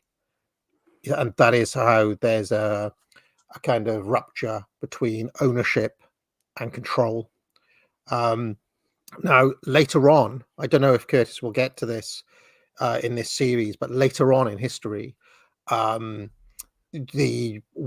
investors then became wise to this, the control of the managers versus the shareholder, there then became this thing called the activist shareholder, where they would actively aim to become the organized minority within the shareholding. And in a way, Goldsmith is kind of an activist investor in that sense. So, and Gordon Gekko is based on that as well.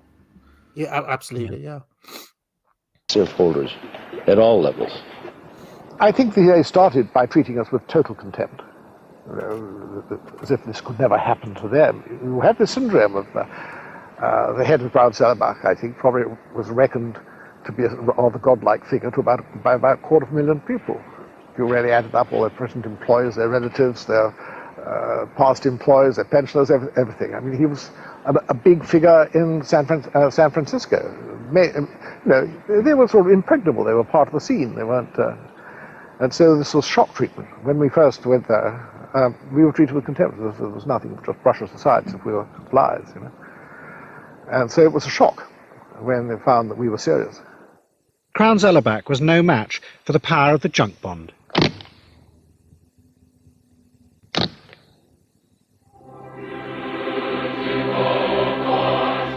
Using the borrowed money, Goldsmith simply bought up the shares of the corporation, and there was nothing the managers could do to stop him. Overnight, he became one of the biggest landowners in America. Goldsmith immediately began tearing the corporation apart. He sold off factories and sacked thousands of workers. He's like, I fucked over Britain. Now it's time to screw over America. Amazing. He did this to pay back the interest. He also made a vast profit for himself. But to the Drexel bankers, it was the reconstruction of America by the power of the market. Hostile takeover, okay? Hostile to whom? Okay? It's not hostile to the shareholders, the owners, okay? It's not hostile to the workers. Except for those who got sacked. It's not hostile to them. I wish to God that we'd have had a hostile takeover movement in the 50s. We'd still have a steel industry to speak of in the United States of America, okay? We exported all those jobs to Southeast Asia because we wouldn't make the decisions within our corporate structure here. And everybody says, oh, bust up, junk bond, hostile takeover? Give me a break.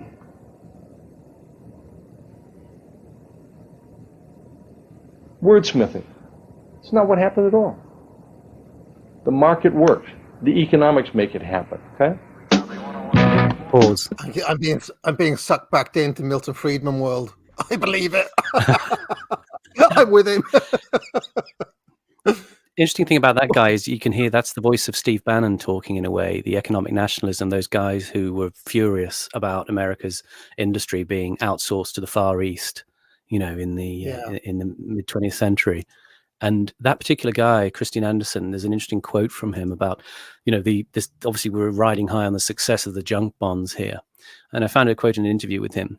He said, there were 25 pieces of legislation entered in the Congress of the United States of America to try and outlaw the sale of junk bonds. So I took several of my guys and went to Washington for the spring and summer of 1985, and I got 25 pieces of legislation withdrawn. Wow. Didn't mess about. So brazen as well. It's, power. I would just like what? Oh, sorry, were you going to say something? Well, I was going to say that. I mean, in a sense, his argument is that American businesses had become uncompetitive, and that's why the jobs went abroad, quote unquote, because frankly, the corporations were bloated, and those cuts should have happened earlier, so that there would be more industry within America. It's the same. It's essentially an exact parallel of the British situation, only like 10 years later. Yeah, I think a lot of sort of another element of the post-war consensus was sort of a quasi-mercantilism and a degree of protectionism, and obviously just this rigidity that I mentioned last week.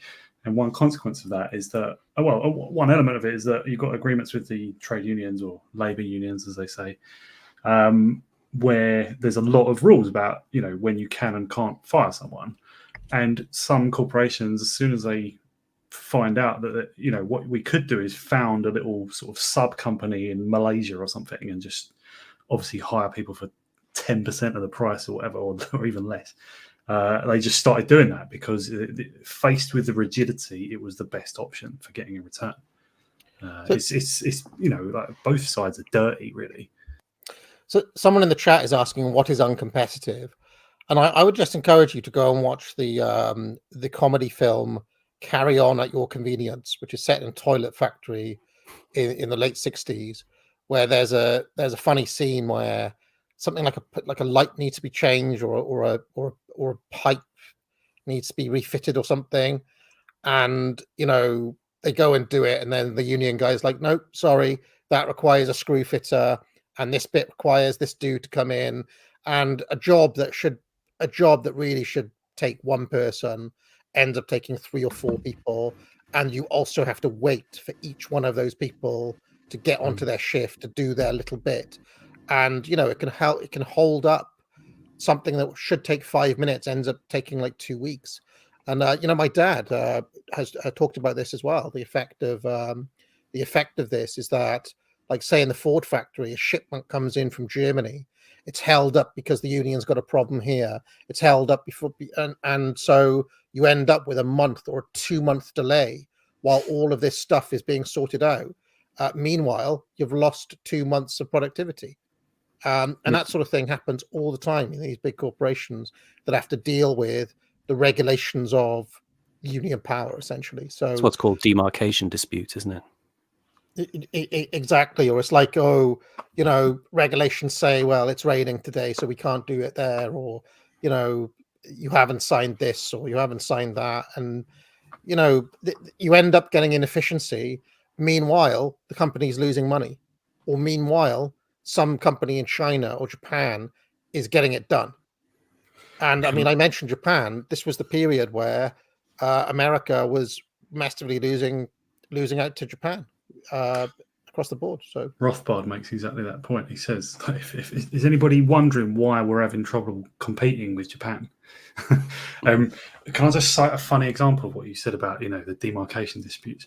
In the Larry Sanders show, the character Hank at one point, so obviously before the show they have makeup, and I guess it's powder on their faces or something, but they wear a little thing around they're wearing their show clothes already, but they wear a little thing to stop the makeup affecting their clothes, just a little papery thing. And he's still wearing it even though he's had his makeup done earlier. And they're like, Hank, you haven't taken off your thing. And he's like, oh, sorry, no. And his assistant says, do you want me to take that off? And he said, oh, no, call Bruno from makeup. He's got to do it. It's a union thing. And that's in the 90s in show business in America. I mean, the thing is that, I mean, to go back to that John Gray article about the intermediary institutions which were destroyed by Thatcher and Reagan, there is actually a use to unions and a certain stability and so on that comes with them. But I think the problem is that in Britain and to a certain degree in America, unions have always been very confrontational. It's always a battle between us and the bosses type thing. And in countries where it has worked, where unions have worked better, Germany and Japan would be two examples, there's a lot more cooperation. So for example, in Germany, the unions famously took lower pay, right? Because they understood that if they insisted on higher pay, it would mean that the industry may cease to exist. So this is one reason why German industry endured for longer, because they accepted lower wages comparatively to, say, France and Britain and various other places for their long-term survival. And that was only because of judicious kind of leadership in the unions and a certain degree of cooperation between the government and the union. Similar sort of thing in Japan, from what I know, that it's a less confrontational relationship. Whereas in this country, it has always been the workers versus the bosses, the workers versus the bosses. And, you know, that leads to a problem. And I think there's a similar thing in America as well, from what I'm led to believe. So anyway. To go on from that, the theorist I was talking about, Mark Fisher, earlier, has talked about this in terms of what he calls the privatization of stress in industry. That in the past it was elites within industry who would take on all of the management, the organization, and the stress of work. And the way that management reconfigured the relationship between worker and company was to put stress back onto the worker, so that things like, as you said, the demarcation disputes only sort of escalate because it's one of the few remaining bits of power that the worker has, is to withdraw labor at the micro level of the individual worker, you know, because of the nature of the culture where they're hidebound by regulation, and at the same time they feel, you know, overloaded with this level of stress. Interesting. But I mean, I guess what I'm trying to say is, though, there are situations where unions have worked and have not been this kind of barrier to productivity and barrier to getting things done. But for whatever reason, in, I guess, the Anglo cultures, this situation has never worked well, and it's always led to disruption, delays, uncompetitiveness, and so on and so forth. So, you know what you said about Germany, that started under Bismarck, that goes back like decades before the First World War. So they had that sort of agreement, social political, economic agreement in place by, I think, the 1880s. It requires a kind of mindset where you're willing to sacrifice for the greater good to a certain amount. Whereas, of course, in the scenarios we're talking about in Britain and America, each of those individual workers is thinking about themselves. What's good for me? What's good for me?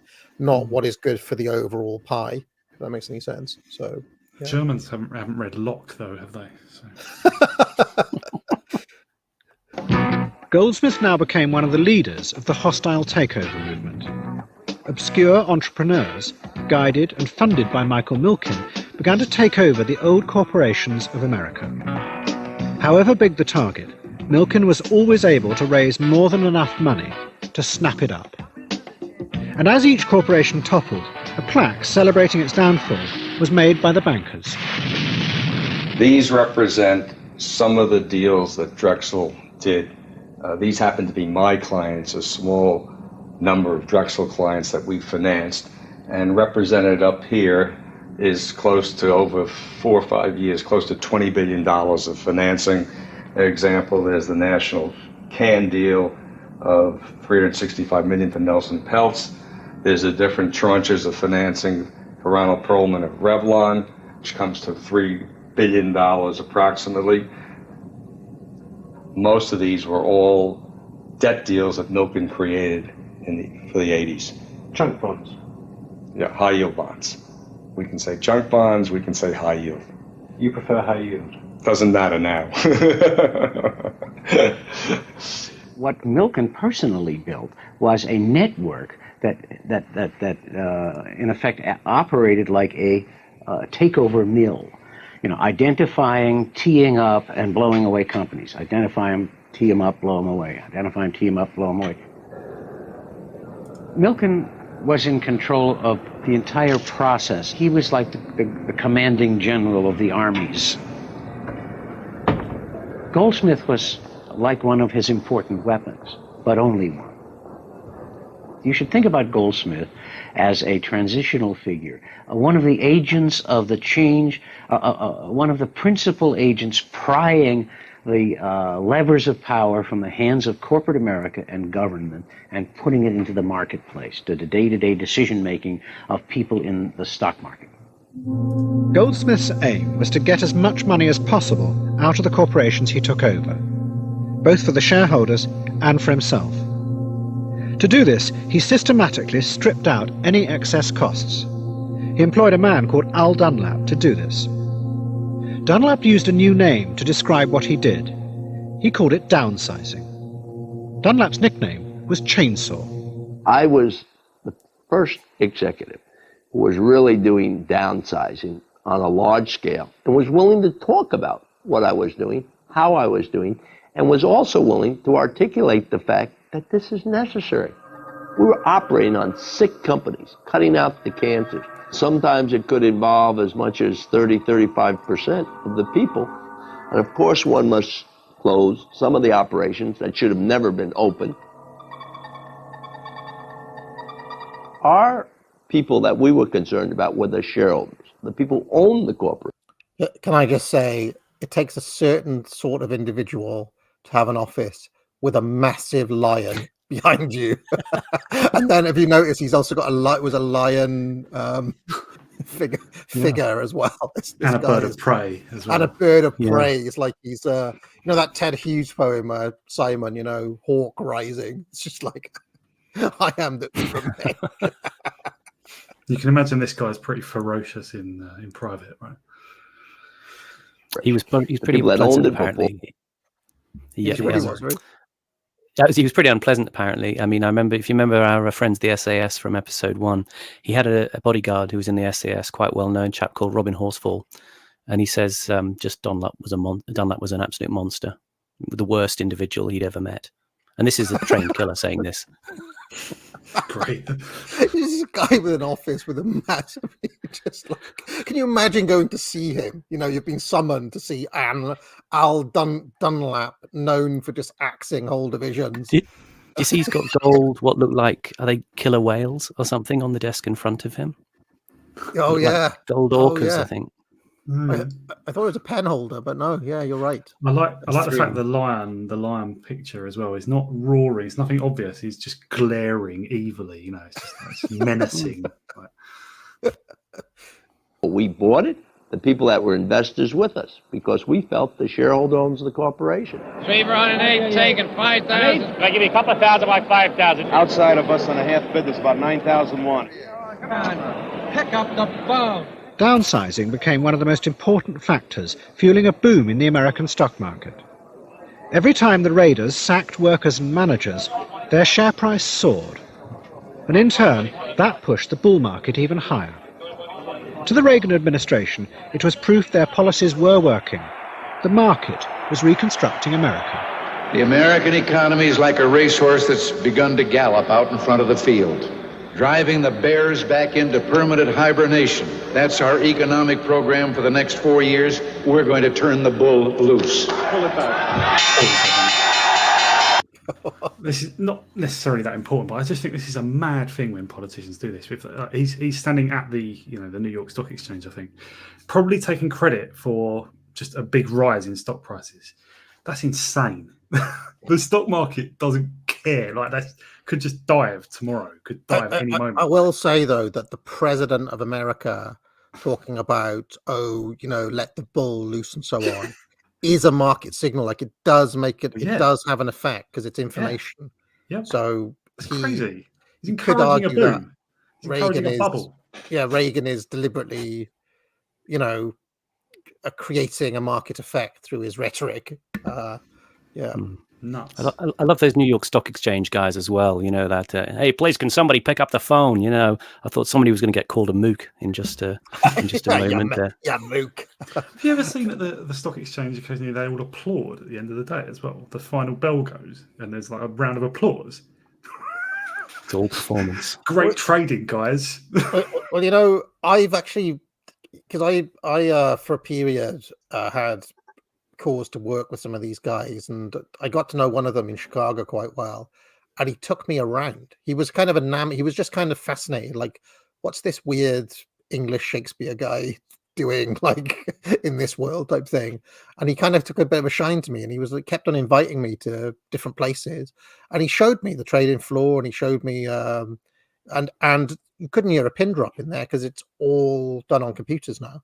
It's just like one quiet Chinese guy, a quant or something, with about 8 different screens in front of him. And why there's have a trading floor? There's basically nobody on the phone, no noise, nothing. Why have they still got that trading floor? Why have they still got that site if it's all computerized? Like, what is the point of having it? It's there for people to yell at each other, isn't it? I don't know. Yeah. I don't know. I certainly when I was taken around, it was deadly quiet, and I was there in the middle of the day as well. It was. Well, it would have all gone. I mean, I'm fascinated by that world of the guys with the funny coloured jackets on and all the hand gestures and all of that stuff that you see in films like Wall Street in the kind of last gasp of that era. It would be amazing to actually understand a bit more about that. I remember when I was there, because this Chinese guy was in front of these eight different screens, and the guy who was taking me around was like, that was 1 million trades, another 1 million trades, another 1 million trades. See that there was another 1 million trades. I was like, fucking hell. It was kind of crazy. But I mean, so much, like, a lot of the process now is algorithmic. It's done automatically. And that bloke who's there has a set of kind of, if you can imagine, dials on the screen where, there are different, like, little alarms that can go off, or little signals that can happen, and he can intervene. He can make an adjustment there if he needs to, but most of it is working by itself without any human input at all. It's just an algorithm. Yeah.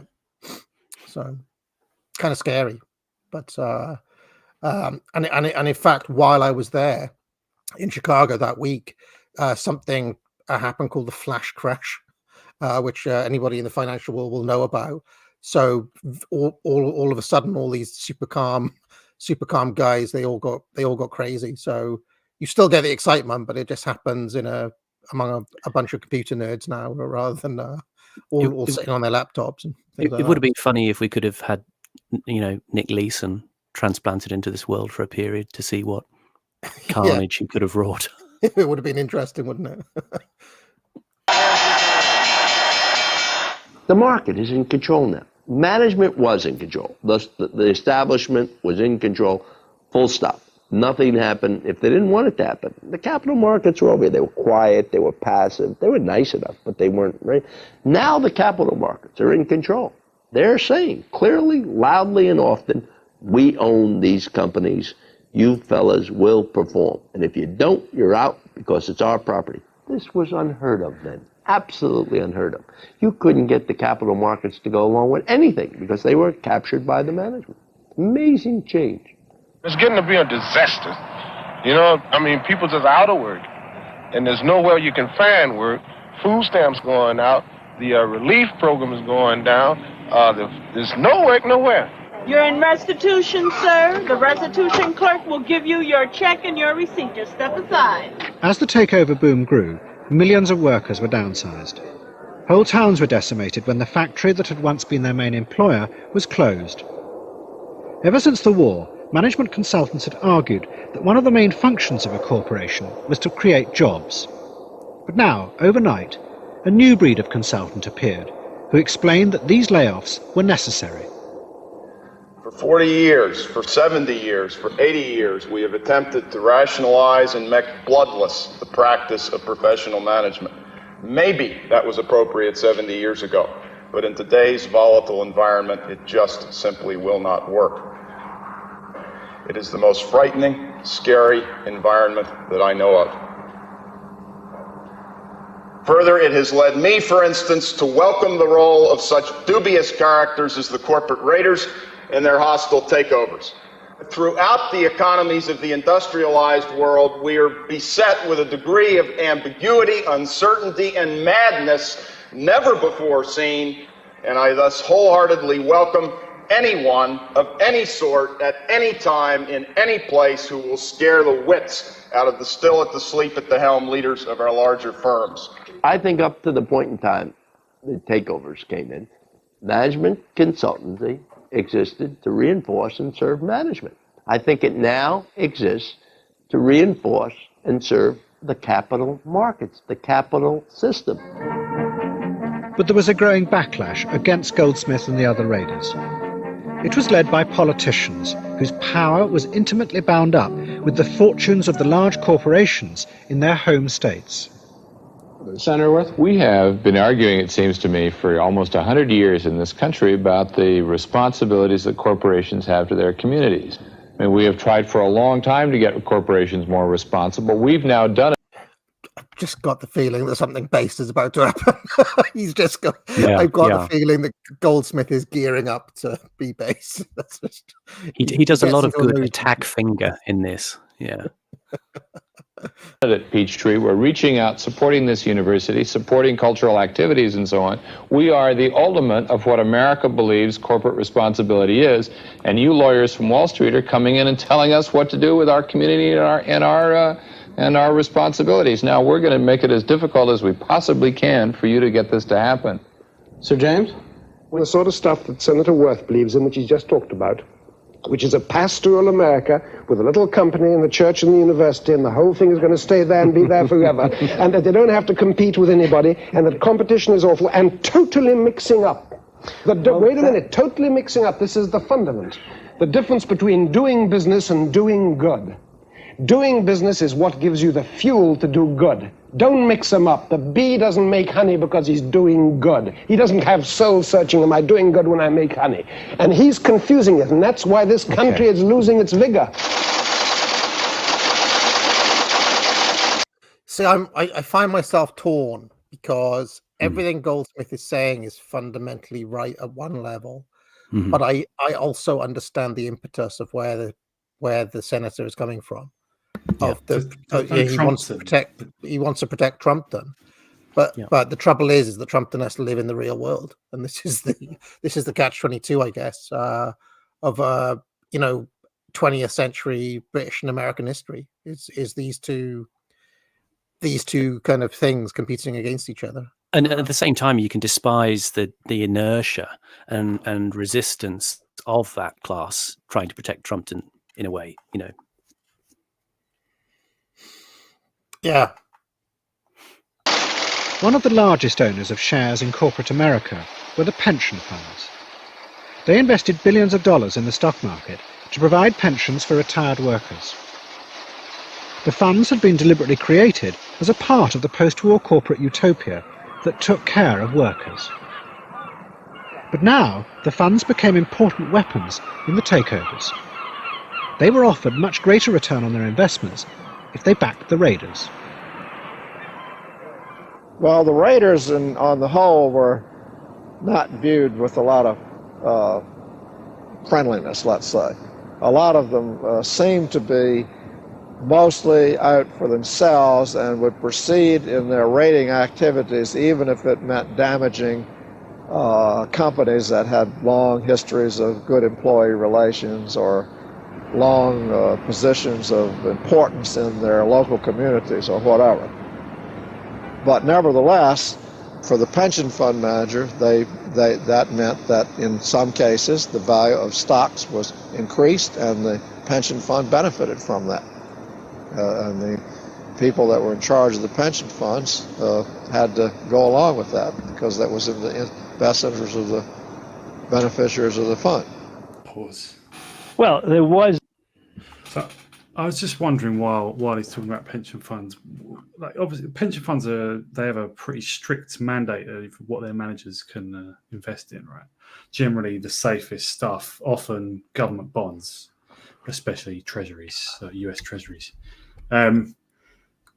What does he mean when he says that the pension funds gave their backing to people like Goldsmith? I assume what that means is that they already held shares in these companies, say Crown Zellerbach, and then Goldsmith is basically saying, you're holding that at $20 a share. I can make it go to 50. Just support me on this vote, that vote. Help me remove that person. Mhm. While I assume that's how that worked. Yeah, I mean, does anybody know if BlackRock were the major pension fund managers at this time, or are they not come in yet? Because that's basically what they basically run that entire field now. I think their enormity is a much more recent thing. You noticed there, one of those guys, he was just running the General Motors pension fund, so it's just a company pension fund. Mm-hmm. Mm-hmm. Interesting. Yeah, I also want to say, someone in the chat was saying that they'd already destroyed Trumpton by the 20s and the 30s. I want to remind you that down the road from Trumpton was a town called, was it Chigley? Camboy Green? Chigley. Chigley, right? Chigley. And in Chigley, there was a big factory, which basically was the major job provider in the area and drove most of the wheels of commerce for the little county. So Chigley moving with the times. Yeah, they did have something of this kind of Fordist structure even in Trumpton. Anyway, let's carry on. There's a lot of like a biscuit factory. Is that right? So it's like McVitie's or Hovis or something. Talk by major corporation executives who would say, you pension funds are selling out America. You're destroying our major corporations. You are selling out to raiders who are going to destroy us, and this is terrible. It's bad for America. That was the pressure coming from the business side, and it was a business pressure from CEOs and business organizations and so on. And the pension funds were accused of providing the grease over which this entire takeover movement slid. They were the enemy. The quiet men who ran America's pension funds found themselves in a terrible trap. The law that had created the funds explicitly said that their duty was to get the highest returns they could, provided the investments were not too risky. But by now, Milken's junk bonds seemed to be a safe investment. So the pension funds began to buy them because of the fantastic returns. But in doing so, they gave Milken even more power to pull apart the very thing that had created them, the corporation. The law didn't specifically say support the raiders. What the law said was that the pension fund fiduciary had to act in the exclusive, is the word in the law, the exclusive interest of the participants and beneficiaries of the fund, not in the interest of the company that set up the pension fund. Milken getting access to pension fund money was the single breakthrough event that took him from a powerful, fast-rising force to the dominant force in the takeover boom of the 80s. That was the key. I mean, thinking about it, you could have the absurd scenario that people who were actually employees of these corporations had their own pension money being invested in their own future unemployment. But that probably did actually happen. Because he had really tapped a $600 billion plus source of funds that no one else in that deals business had managed to tap. And when you got hold of that? Well, there was nothing that could stop it.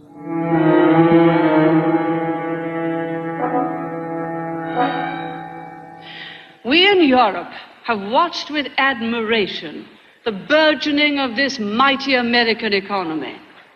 There is a new mood in the United States. A visitor feels it at once. The resurgence of your self-confidence and your national pride is almost tangible. Now the sun is rising in the west.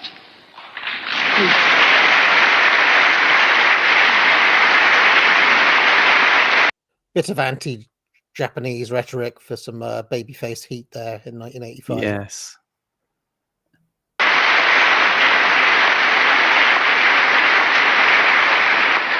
Many of the policies you are following are the policies we are following. You have brought inflation down, so have we. You've declared war on regulations and controls, so have we. Members of Congress, that is what capitalism is. A system which brings wealth to the many and not just to the few. The takeover boom had by now spread to Britain. The large companies that had dominated British life since the war were being attacked and torn apart by a small group of raiders. They were led by another member of the Claremont set, James Hanson. He was a close friend of Goldsmith's. Go on. Sorry, I missed a bit a couple of minutes ago. Did he say how Milken began? You know, that I think it's the Anderson guy. He mentioned there was $600 billion of pension fund money that they kind of brought into play. Did they mention just a minute or two before that how Milken did that? Because that is actually quite important. Well, basically, it was just the natural incentives of the pension funds, whereby suddenly his he just became more attractive because he was guaranteeing returns. Basically. Yeah, I wonder what vehicle he offered them, because he can't offer them. I mean, I don't know if I don't think they were buying shares in Drexel Burnham. I mean, and yeah, some of them will have, what I said a minute ago, like they held the shares of a company already and they're offered the chance to make them worth a lot more. So that's one thing. But I suspect there's some other means by which I don't know if he managed to get the pension funds to start buying his bonds. What I imagine it would be is that after a certain number of years of his stuff showing this number of returns, the risk assessment on the junk bonds and other things would have been reduced. So they became classed as less risky. Yeah, they became less risky assets, and therefore came into the purview of things that pension funds would have been allowed to invest in by law. I'm guessing what he said is I can give you sort of C grade bond yields, but AA security or something like that. Yeah, but I imagine that one of the independent rating agencies would have changed the rating on them, based on their historical performance. Right, that makes sense. Yeah, so that actually adds to the fact that the term junk bonds is just unfairly disparaging. He actually, it appears, made them worth more. So that the high yield bonds is the correct term. Murray Rothbard said it's like a Porsche manufacturer saying, calling Volvos junk cars. It's like, no, it's a different offering. It's less stylish, but it's also much less expensive. But I mean, the basic mechanism is that you enact a hostile takeover and then sell off a shitload of assets by axing unproductive parts of the company. That basic model is going to guarantee a certain amount of a certain amount of short-term guaranteed returns. So as long as you identify the right companies to do it to, I suppose. Exactly. So from the point of view of just hard numbers, it makes sense that they reduce the risk because it is basically risk-free. Right. Rothbard's articles on this, he stresses Milken's innovativeness, and he says this guy deserves a hell of a lot of praise. He actually helped revive American capitalism, or like the American economy. He says, what I said about the Japanese a minute ago, like there was this real fear in America through the 80s that the Japanese were literally taking over the world. It's amazing. They were buying old American companies and buildings and stuff. And that was all it was all candy floss. I mean, the Japanese were operating on ridiculous credit as well. But there was, like Rothbard says, like this guy is helping America compete. It's new ways of becoming competitive that have been spurned for decades. But we can return to that more after. So is this and not... like him was a true... Sorry. Go on, Simon. I was going to ask you an Econ question. I don't really understand this stuff, but do these junk bonds compare in any way with collateralized debt obligations, which are, of course, obviously demonized now? I think they must have. I think Curtis mentioned that a bit earlier. It was just a brief mention. I think basically that was how it worked, by collateralizing lots of risky bonds. Right. And so instead of losing all of, you invest in a particular bond and lose all if you lose, it's a case of everybody loses a small amount if there's a loss. Like lots of people go in for a tranche of collateralized bonds, probably. And it is about this time as well that I think he was called Louis Ranieri. It's mentioned at the start of that movie, The Big Short. Louis Ranieri created the collateralized debt obligation for the first time, I think, in the late 70s. And that was a way. That was another thing that pension funds seized upon, and it was a way of making loads more money than before for what appears to be not a high risk. I guess what is happening in the nuts and bolts of it, though, if I had to guess, I don't know, is that you pick up, what's the guy's name again? Sorry, main guy, Milken. Ranieri. No, Milken, right? He picks up something which was classed as a junk bond, but through his activities, those junk bonds become higher, like lower risk investments, after he's done his kind of magic type thing. And if you package them all together, there's been other things done. If you package things together, then you can lower the risk per loss, as it were. You can sort of spread it out. And if everyone agrees to that, then you all get a more steady return. What I imagine is that Moody's, S&P, Fitch, those rating agencies would have recategorized each of the, what was called junk bonds. They would have stopped being junk bonds and become a different class of investment, is what I imagine would have happened. Yeah. And then the opponents of all this continue to call them junk bonds, but it's really just to disparage them. Yeah. And But that's actually become to worth make more. to make an analogy, it would be like imagine like a lower division football club gets promoted. So a Division 1 club gets into the Premier League, but they're still calling it a Division 1 club, even though it's now in the Premiership, something like that. I think that's what's happening. Yeah, although that would be getting promoted 2 leagues at once, but yeah, sure. Sorry, championship. There we go. Sorry, I forgot. I always forget about that. All right, let's go. Believer in the power of the free market. The market is it. Absolutely. It's the greatest thing in the world, that free market. I love it. I love the idea of being a... That's what the argument I used to use when people objected. How dare you come and offer me to buy my business, they would say. And I said, but look in the paper, you're for sale. It says there that your shares are valued at £1 each. Doesn't that mean that I can buy them or sell them? Well, that's an argument you can't refute. That's what the market's all about. I love it.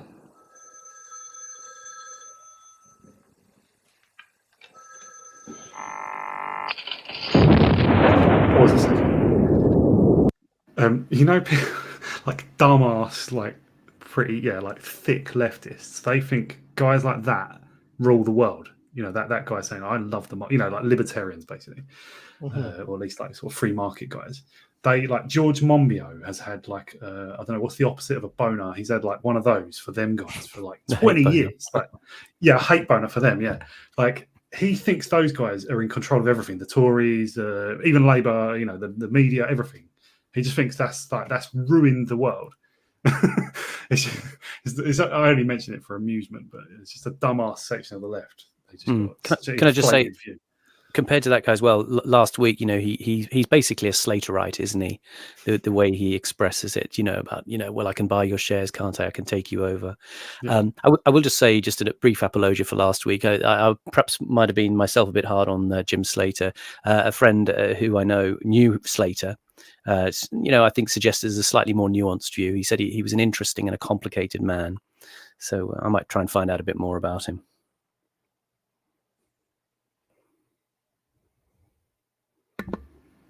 And as in America, hundreds of factories were being closed and thousands sacked in order to maximize the return to to those who had backed the raiders. The sacking, or the downsizing, I think the Americans call it, of companies means that the bottom line nearly always improves. Profits nearly always improve because you get rid of one of the more expensive overhead items, which is wages. And your share price goes up. And your share price goes up. And you make money, institutions make money, the banks make money. The only people who don't make money are the employees who've been put out of work. But it was the hardest bit. I mean, the redundancies, you're putting people out of work. I mean, knowing that at 3 months' time they'd be out of a job. That was tough. But it had to be done. Now, the corporate raiders didn't take that view at all. They took the view that if you put people out of work, you increased your profits. And they were right. And caught up in this reconstruction of Britain. See, the thing is that I can't get over just the pure nuts and bolts. You're reducing your costs by laying people off. And if you're employing too many people, you are simply, in pure economic terms, adjusting the company to reach the optimal marginal revenue product, right? Where there's imagine you're running a coffee shop or something. I'm just trying to put this in super simple terms. And, with 3 members of staff, you can serve, let's say, 100 customers an hour. Okay. You can add a 4th member of staff, a 5th member of staff, a 6th member of staff. And at some point you reach a diminishing rate of returns. So, they'll reach a point where, okay, maybe with a 4th member of staff, you can do 120 people per hour. But with the 5th member of staff, there's not enough space in the coffee shop, or there's not enough tills, or there's not enough coffee machine. There's some hard limit that prevents you, or, if you're running the coffee shop efficiently, from hiring that additional worker, because there's no benefit to hiring that worker. So ideally, a company is trying to reach the crosshairs, the marginal revenue product, on having the right amount of staff and the right amount of capital equipment, which would be the coffee machines and the tills and the tables and the space and so on and so forth. And so it makes sense that, it's not going to be a universal rule, but if a coffee shop, which would run ideally with 4 members of staff, has 10 members of staff, clearly there's a lot of waste there, and you need to lay off 6 of them in order to make it profitable, right? I mean, this is not rocket science. And I can't speak to whatever the sizes of the mass industrial layoffs were, but going back to what Dunlap was saying earlier, he was saying cuts as much as 35% of workforce. So whether or not that's a magic number or not, I don't know. Like, that's probably what he was finding on an average company that he cut into, right? He was getting rid of something like 1/3 of the stuff. It's pretty hefty. And in some divisions or some sort of sub companies, that will be just the whole company or the whole plant, the whole factory. Yeah, but I mean, think you've got a massive corporation, right? And by this point in the 80s, some of these will be mega corporations which have acquired through mergers and acquisitions companies that just don't make any money, right? I mean, you can think of your own examples, but IBM, for example, is always buying up smaller companies, and then it exists as a division within IBM. Well, if that division within IBM, which used to be some other company, is no longer making any money or is a cost for the business, then it would make sense to just shut that division down. I mean, this is just like basic business. I'm not the heel this week. Like, we're all the heels this week. We're all D-Generation X. I mean, for some reason in the American context, this seems less egregious than it did in the British context. I don't know why that is. Why do you think that is, Simon? Because Britain was more charming. One of the interviews I read in connection with this stuff was, I mean, I can't remember which of the figures in this documentary was, one of them was essentially saying, when it comes to the question of conscience, like that Lord Spence, struggling with his conscience very manfully there as he's talking about sacking people. One of these corporate raiders is essentially saying, well, the fact is it was our competitors running a lot of this stuff anyway. And of course, one way to deal with your competitors is to absorb them and gut them and, throw the carcass away. So. Were yet again the mild-mannered men who ran the pension funds. They could not refuse the raiders' offer of vast increases in their investments. When you'd seen someone like Hansen make a string of takeover bids and apparently squeeze out quite useful profits, and he then comes along with another takeover bid, and you see that you've got a potential 25 or 30% gain on that, and the management that's in place has been presiding over declining profits for the last 10 years, suddenly tells you that it's going to start performing well. It's a little bit difficult to believe them and to turn down that financial gain. The way it was done was not attractive, because individuals managed to get themselves pretty wealthy in the process. But did that matter to you? No, as again, the test was the bottom line on the value of the funds, and that had to be the test, and the asset won. If somebody got rich as a result, it's not for us to make the moral judgment. Personally, I didn't find that at all attractive. But that didn't matter. Your duty was what? Our duty was to the members. Absolutely, all the way through, our duty was to the members. We were there managing investments on behalf of our schemes. We were not there to re-engineer Britain. That was not the job we'd been asked to do. But you were being used as an agent to re-engineer Britain. In part, yes, but that's totally out with our control. What we were doing was simply managing our investments, but in the best way that we could, as we'd been trained to do.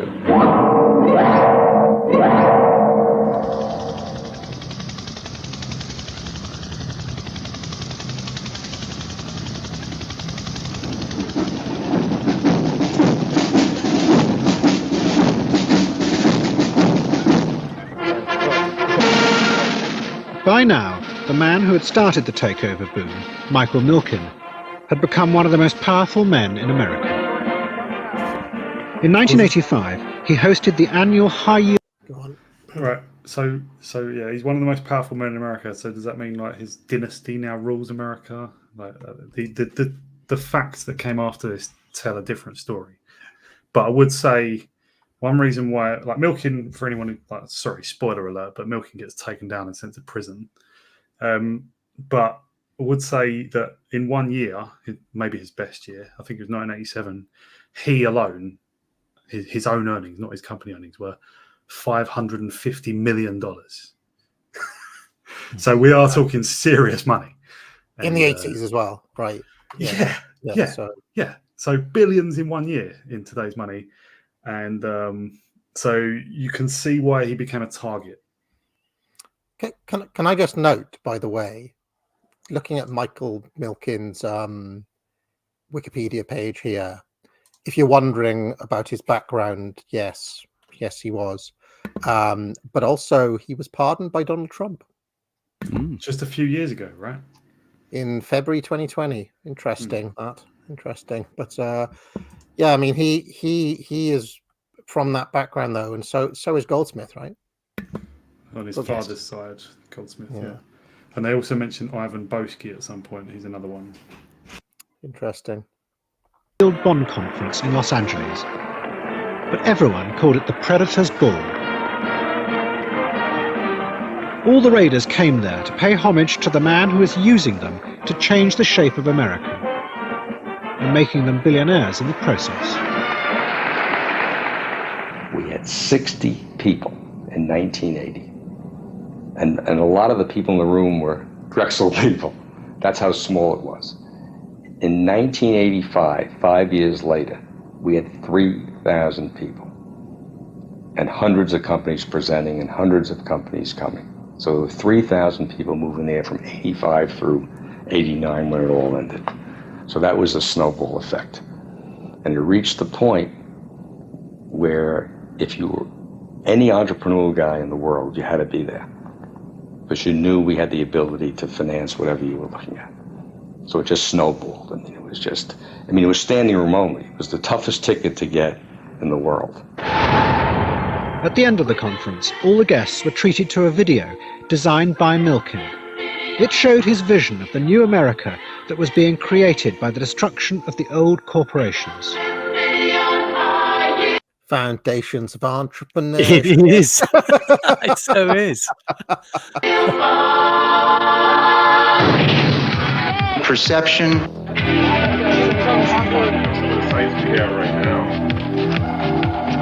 And reality. To accept change. To resist change. High yield bonds. And as it ended, Michael Milken received the final blessing. And out walks Frank Sinatra. Frank Sinatra walks over to Michael Milken and he says, "Hey," he says, "aren't you that junk bond guy?" Michael says, "Yes, I am." He says, "Here, make sure I got plenty of junk bonds." Walks further on the stage, the curtain opens, his 22-piece stage band. Frank Sinatra turns around, he looks out and he says, "Start spreading the news." I was 15 feet tall. Nothing bigger was ever going to happen in the world. I mean, it was amazing. You know, we had come from nowhere and we had Frank Sinatra and his stage band and he's saying, "Start spreading the news." Come on, get out of here, right? But people are upset by vulgarity. And vulgarity is to some degree a sign of vigor. It means that new people, coming from nowhere, are making it.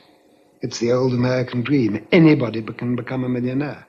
So if we want change, if we want vigor, we're going to have vulgarity. It's one of the things which irritates, but which is necessary. Pause. Just to say that bit of Goldsmith talking about vulgarity there, and Anderson talking about the how he feels when Sinatra comes on stage. It's just the sort of apotheosis of the boomer soul, isn't it? You're being validated by Frankie.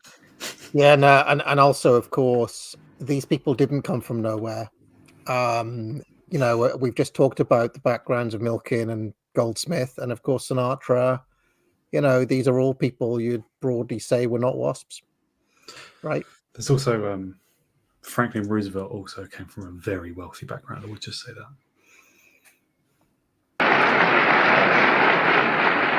Milken destroyed a world that was run by privilege, by old school ties, by professional politicians, and turned it into a free-for-all where the marketplace decides day by day, even minute by minute, who will have power, who will have wealth, and who will not.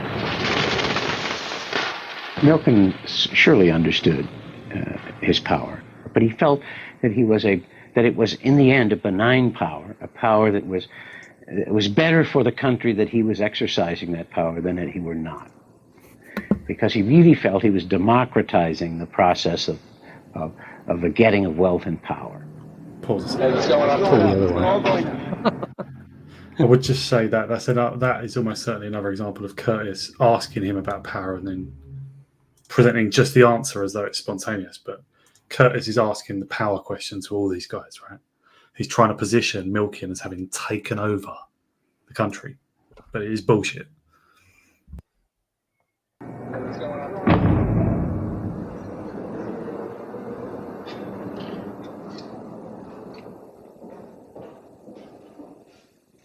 James Goldsmith was by now one of the richest men in the world.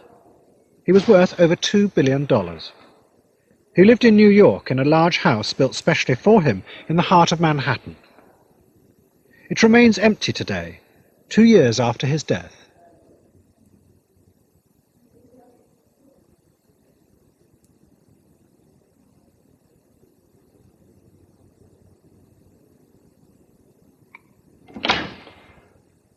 But Goldsmith was beginning to suffer from delusions of grandeur. He forgot that he was no more than a creature of the banks. And having taken over control of industry from the state, he decided he now had the power and the money to take over foreign policy as well. And the first thing he decided he would do was undermine the Soviet Union. Goldsmith... I just said based, that's all.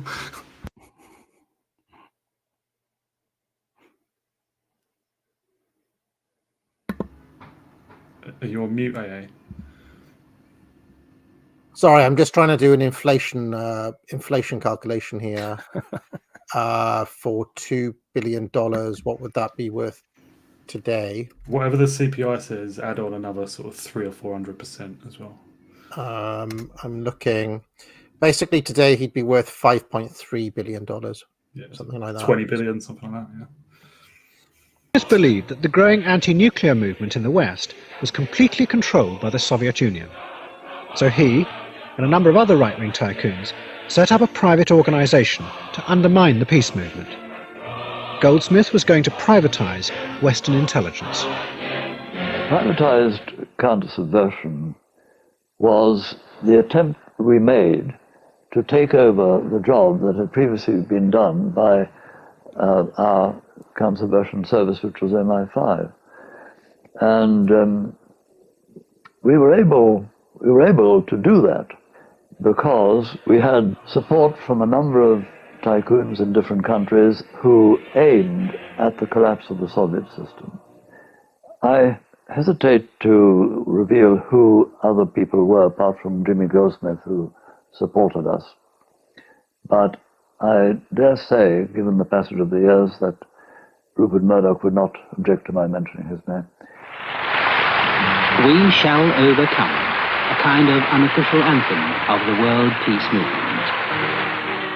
Goldsmith's main target was the World Peace Council, an innocuous and ineffectual organisation.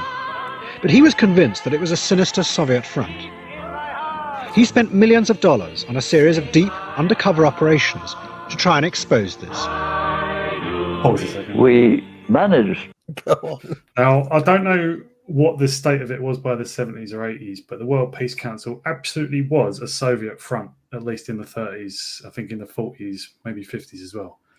It was one of their main worldwide sort of front organizations, basically used to try and encourage capitalist countries to dismantle their nuclear weapons. That was one thing, or just to disarm in general, while the Soviets just pretended to.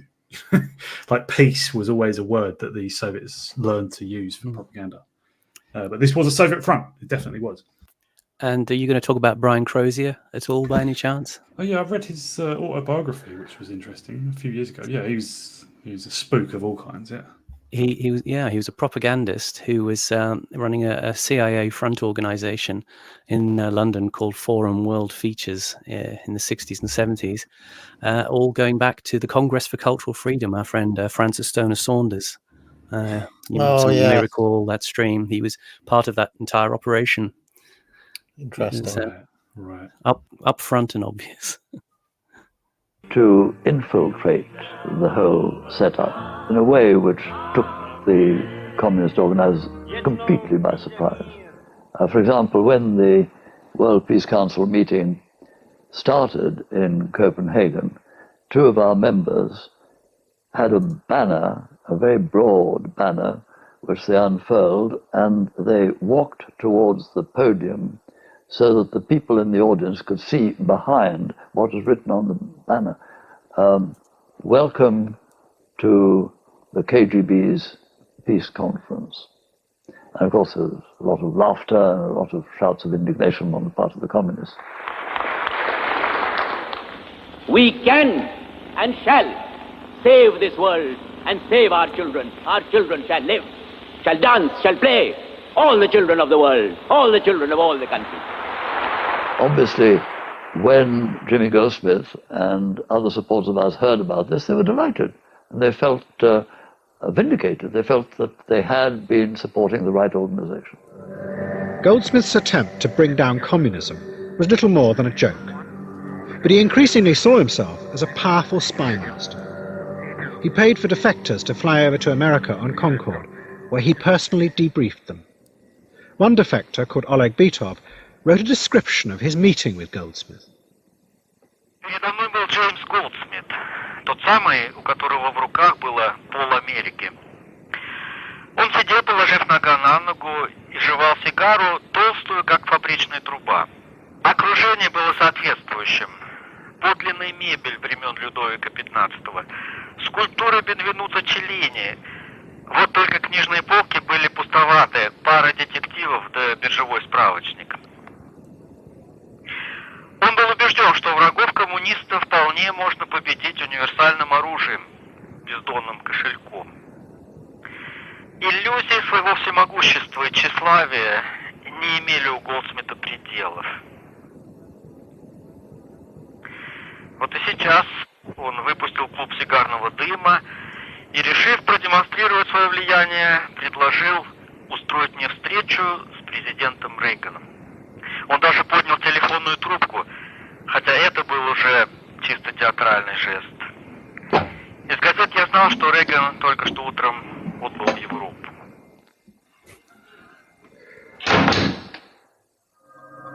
Goldsmith's belief that he was powerful was a fantasy. Sorry, just classic. A nugget of pure Curtis. But this was a fantasy. The men who really had the power were the bankers. They were using Goldsmith's bullying nature as a weapon to break down the corporations.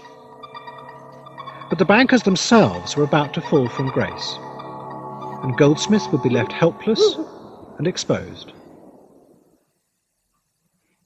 It began with a Wall Street dealer called Ivan Boesky. He had become one of the most important figures in the takeover movement. The moment he heard rumours of a takeover, Boesky bought millions of shares in the target company. The raiders needed them, and Boesky then sold them on for a vast profit. He constantly searched for the slightest clue to a takeover. Information to Boesky was everything. He had immense computer intelligence network. He had paid spies everywhere. One of his operations was said, for example, to track the movements of all the corporate jets in America, airport to airport. Because each of these jets has a registration number, he would have people find out what their registration numbers, which corporations' registration numbers in all the major airports in the country for corporate jets were. And those movements would be tracked by somebody in Boesky's pay. Boesky had also created a system of informants inside the Wall Street banks. He bribed bankers to tell him when a deal was being planned and then bought shares. It was called insider dealing, and it was illegal. But the bankers could make a fortune on the side. And by the end of 1986, Boesky had an intricate, corrupt network, which included even the most powerful bank of all, Drexel Burnham. Did you know that that sort of insider dealing was going on around these deals? I knew it, yes. I knew it all the time. I formed the conclusion very shortly after I arrived in America, and we always acted on this basis, that in general, the American investment banking community was not immoral, it was amoral. Some of the people in the most highly respected places were doing this. And of course, where there is so much money to be made, everybody flourished. Everybody made money. Did you and Goldsmith ever do anything corrupt? No. Not consciously. Or unconsciously. Why did I qualify that? No, we didn't. Then suddenly, in November 1986, Boesky was arrested. It was also revealed that he had done a deal with the authorities. In return for naming all the bankers he had bribed, he would receive a lighter sentence. The New York District Attorney revealed that the takeover movement was riddled with corruption. That's Giuliani, isn't it? Yeah. Yep. Giuliani hunting the mafia. That's as he always does it. Well, and he uses the RICO Act to take these guys down, just as he did with the mafia as well. Interesting. There he is, New York, America's mayor. As a result of his cooperation, we are examining things that we weren't examining before. And you know we wouldn't have been doing it without Mr. Boesky, because it was going on before and we weren't doing it. As a result of his cooperation, a substantial systemic problem in the financial community was revealed, and revealed in a way that moved us to try to make changes. Very suddenly, this whole other life of theirs is being revealed, very often for the first time to numerous colleagues, to their family, sometimes to their wives. And that's a shattering experience. In fact, they're seen usually as very shrewd, very capable, very industrious, and yet there's this whole other side to their life in which they're cheating and lying and stealing, which they keep secret. Boesky's arrest came as a shattering blow to James Goldsmith. He was in the middle of the biggest takeover yet attempted in America, for the tire company Goodyear. It had caused an outcry, and the revelations of corruption in the takeover movement gave politicians the chance to try and reassert control. Goldsmith was summoned to Congress to explain what he would do to Goodyear. You're deciding how Goodyear ought to operate, and my question is, who the hell are you? Mr. Siebling, I made it quite clear in this document. Go on. That's a bit like a Joseph McCarthy moment, isn't it? You know, there was that other senator who goes, "Have you no decency left at long last?" You know, that it's like a crystal moment of when the public mood appears to. I don't know whether it really did, but appears to turn against the former hero. They love these kind of show, like kind of performative show trials in America, don't they? The questioning by the tough congressman.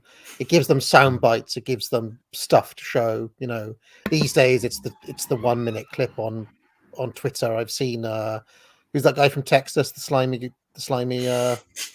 Ted Cruz. I mean, Ted Cruz is a specialist in this sort of moment. You know, but it's kind of interesting that Giuliani, the man, he took down the mafia, he took down this lot.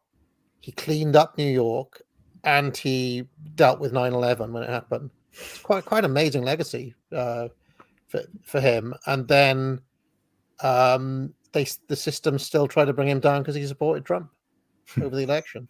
Can we, after with the documentary, can we return to Giuliani? I want to talk about it a little bit. Okay.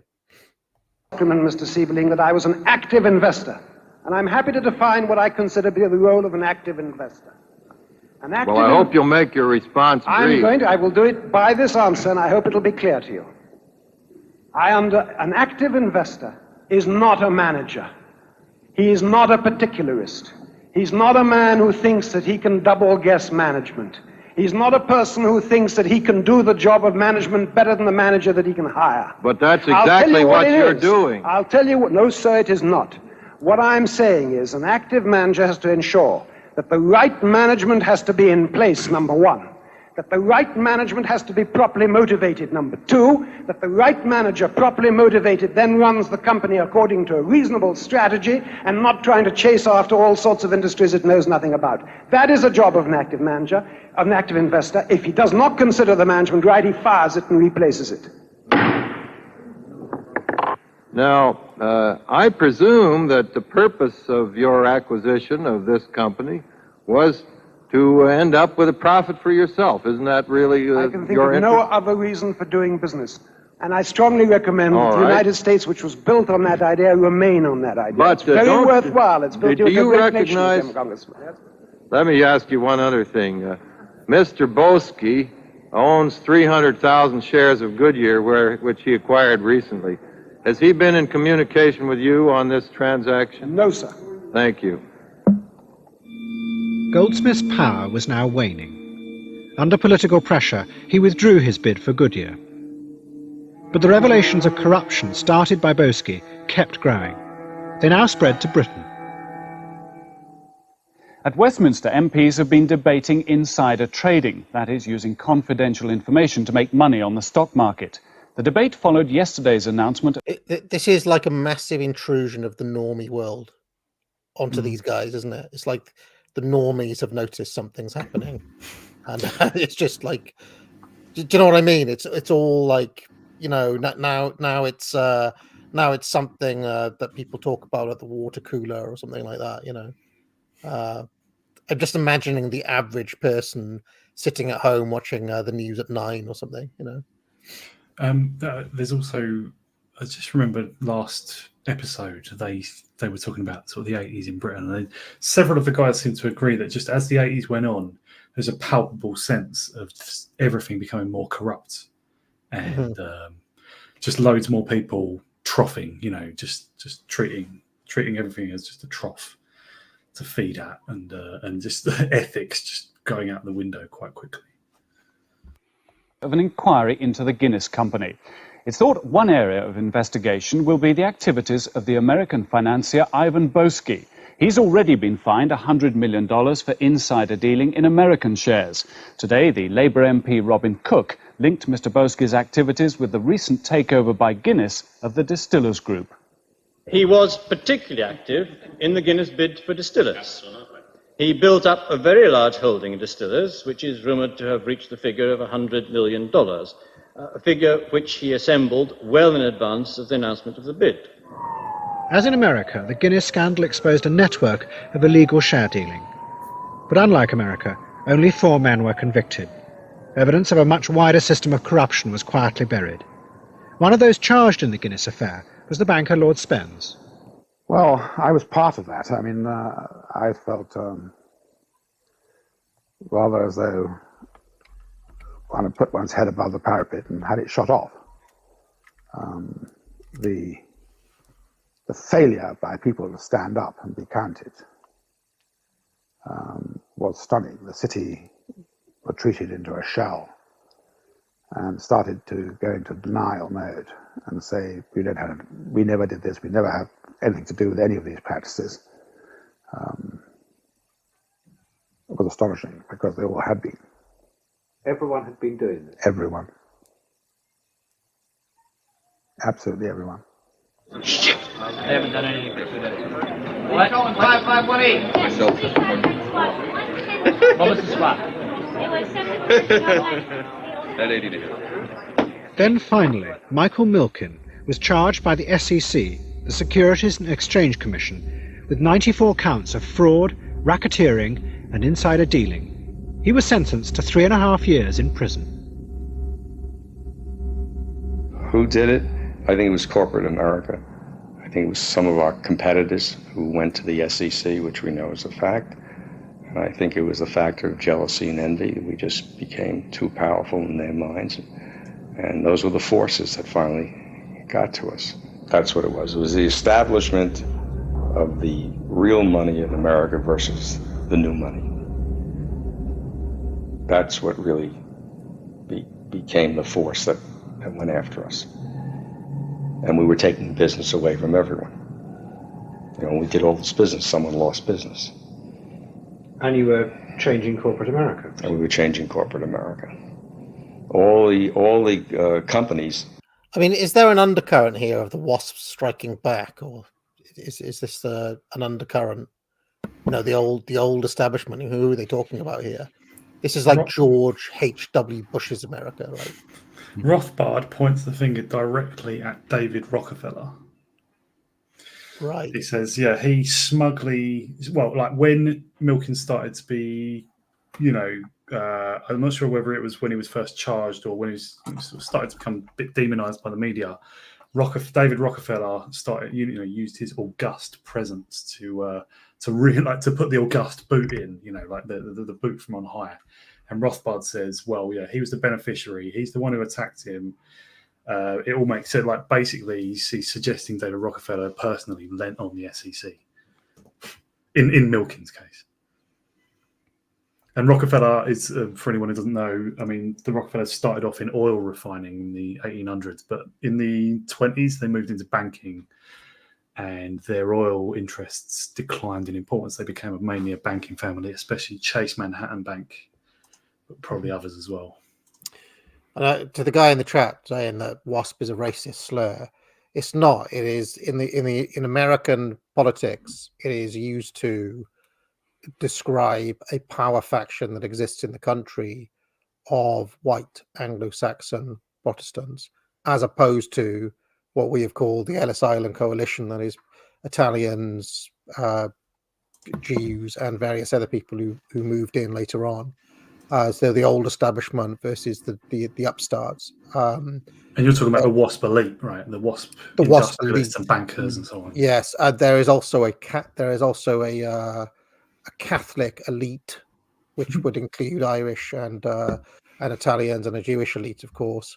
And a lot of American political history can be seen in the way in which these three power factions ally with each other against, sometimes it's 2-on-1 one way, sometimes it's 2-on-1 the other way, and it really depends on which way they decide to go. You know? Sometimes it's all of them against the people, yeah. And sometimes they all buddy up at once, yeah.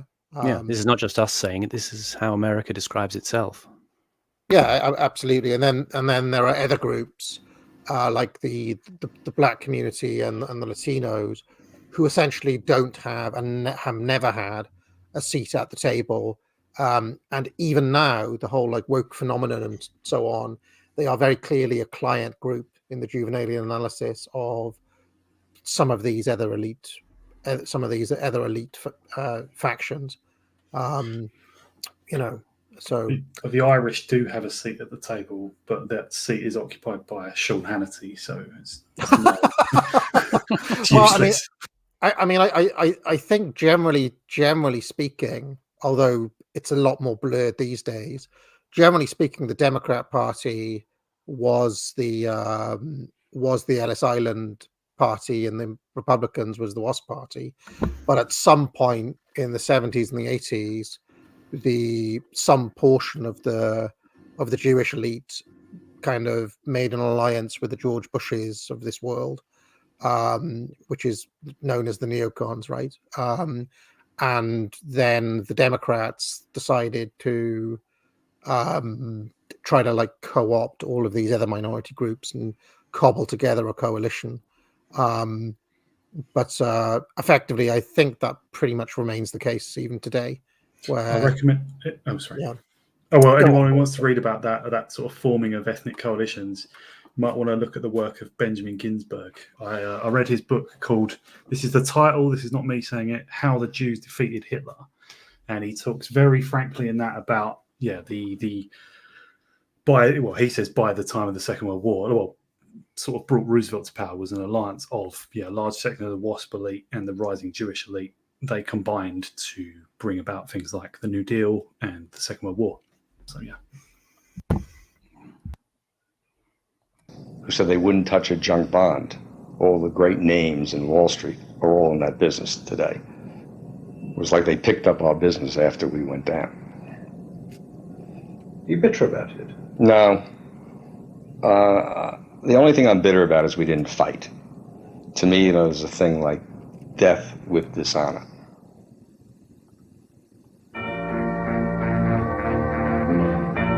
The Raiders' day was over. But the revolution they had started was unstoppable. And the most unexpected group now took over the reins of power, the pension funds.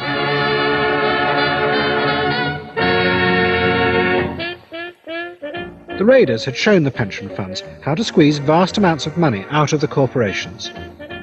It was what the law told the pension funds was their duty. So they now copied the Raiders, but on a much greater scale. The pension funds finally became raiders themselves, or at least the functional equivalent of raiders.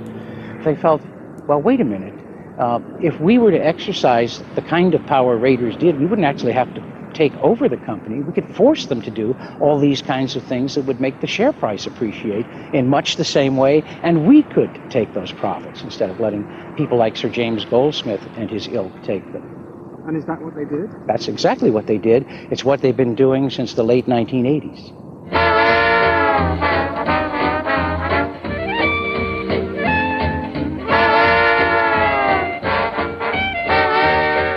The great irony of all this is that the pension funds were creatures of workers, of their power to force management finally to take account and take responsibility for them in their retirement.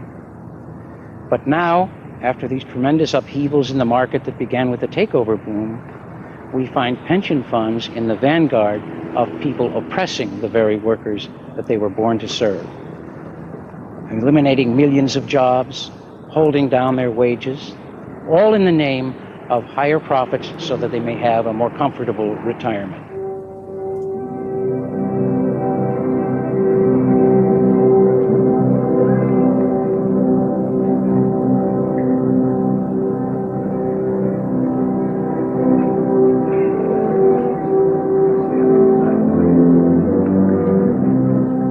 It got to the point where we could not do a deal. It was impossible. And I remember walking in Central Park with Jimmy, And he said to me, my dear boy, you know we'll never do another deal in America. I said, I know that. He said, people have gone mad. They don't care about the debt. They don't have people to run the companies. The bankers have gone mad. The lawyers have gone mad. We will never get a company because we will not pay so much that will fail our investors. So he said, it's over. And he said, this is the end in America. The 80s are going to come to a close.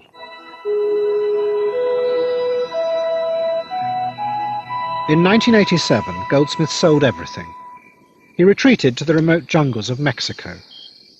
He used his fortune to begin building a vast private estate. It would be a world completely under his control. Goldsmith had been pushed aside by the large... This is very Citizen Kane-like behaviour, by the way. Very Citizen Kane. financial institutions he had helped to bring to power. They now ran American business, and his time was over. But Goldsmith was determined that one day he would return and reassert control. Nellie the elephant packed her trunk and trundled back to the jungle. Off she went with the trumpety trump, trump. Shall I say what I was going to say about Giuliani? Giuliani. So he was before he was mayor, he was U.S. attorney for the Southern District of New York, which I believe covers Wall Street. A U.S. attorney is obviously, I think, it comes under the Department of Justice. Like their boss is the Attorney General, and so they're the state, the federal. Well, I think it's the federal prosecutor, but they can choose their cases. So it's not a case that just somebody sends you evidence; you have to act on it. They go after who they want to go after, and I don't know if did anybody ever see the TV drama called Billions? It started about 8 years ago. No, I never did. No, if anybody wants an idea of what I'm talking about here, you could watch a few episodes of that and you get an idea. Like the Paul Giamatti's character in that is based on Rudolph Giuliani and I think Elliot Spitzer, who did the same job. And people like, I think there was another Indian named guy, Prem Bhatia or something, who did the same job. All these guys, they're of dubious character themselves, you could say, but they took down big fish. And what they do, obviously they want that on their CV. They want to say, I'm the guy who took down Michael Milken or whatever. In Giuliani wasn't head of the SEC. They said the SEC took down Milken, so I don't know how that worked. But in the drama Billions, you see how the US attorney and the SEC agree between them who they're going to go after anyway. So it could be all sorts of forces acting through each particular agency. But the suggestion in Rothbard's articles was that, the SEC is acting for people like David Rockefeller. Old money, right? Perhaps, I don't know who else, like Morgan, I don't know if the Morgan family, but the Morgan Bank. These old, much, much older banks who were being displaced, who they were used to a way of operating where they didn't need to take big risks and they just made pretty easy money anyway, nothing spectacular. Not spectacular percentages, but small percentages on huge amounts, right? Just easy money and a very easy life. And people like Milken just come in and start throwing, just knocking the walls down. And it's like, you can't make money like that anymore. That's just not profitable now. We're doing different things with money. And these guys just, their way of doing it was just, their way of responding was to basically take on the same practices, but to put Milken, Boesky, and a few others in prison. So they took over. So as he said towards the end there, what stopped it all was not these guys being put in prison, it's that everyone got in on it, and it just wasn't profitable anymore. The whole thing just got arbitraged down to just, takeovers still happen, hostile takeovers and leveraged buyouts still happen all the time, but it's just nothing unusual, it's nothing spectacular, and the profit margins from doing it are just much, much smaller than they were back then when it was innovative. So but I would just say that people like Rudolph Giuliani to me are no heroes whatsoever. They potentially are just another route for the old, well-established people to slap down the newcomers. Yeah, I mean, obviously, everything's political, and power can basically go after its own enemies, right? It's going to choose, it's going to seek to eliminate rival castles, and essentially that's what Giuliani was doing for the establishment in his. But so the powerful people are the ones who can get people like Giuliani to act for them. The powerful ones are the ones who the SEC, their decisions benefit. Like, so Curtis's use of the word power is all over the place. Go on. Essentially, Simon. essentially the theme of predators, though. I mean, to quote Dr. Steve, the predators have become the prey, and the pension companies, the pension funds sucked everything up. And I just put a little link in the private chat. In the time-honored tradition of an AA stream, if you want to know what's really happening, you do a search for Tony Blair plus whatever you're talking about. And I did a search earlier for Tony Blair plus pension funds, and brought up an article from the FT exactly a year ago today. Tony Blair Institute proposes radical UK pension super funds to drive in business investment. Here we go. All right. Yeah. But yeah, where's Dr. Steve? Hold on. The persecuted becomes the persecutor. The hunted becomes the hunter. All right, so we're almost to the end of Mayfair set. We've got the final part next week, but I kind of like how this episode built on the last one. It was like British, Corporate Raiders UK edition, and then Corporate Raiders American edition, and we have Goldsmith as a nice through line. But for whatever reason, it did feel less egregious in America, and possibly that's because America just seems like a more corrupt place in general, i.e. the old order that they were going up against, the FDR order, is fundamentally seems corrupt, whereas the genteel old England that was being torn apart last week just seems to, I don't know, maybe they've just got better, maybe it just appeals to us more, I don't know. I agree with you. It seems more sad somehow in Britain's case, Yeah, or the thing that they're taking apart only existed for a few years in America, whereas some of those institutions they were taking down last week, went back hundreds of years. So, yeah. All right. Well, thank you very much for another week. I will just remind everyone, do buy my courses, The Academic Agency. I'm actually appearing on a show with Frody in about an hour. I think it goes live at 8. So look out for that. I think it's just like a Q&A thing that he does, and it will be on Odyssey. Simon, anything you'd like to promote? No, you can find me on Twitter at Simon__Roberts. Welcome your comments on any of this stuff that we're doing here.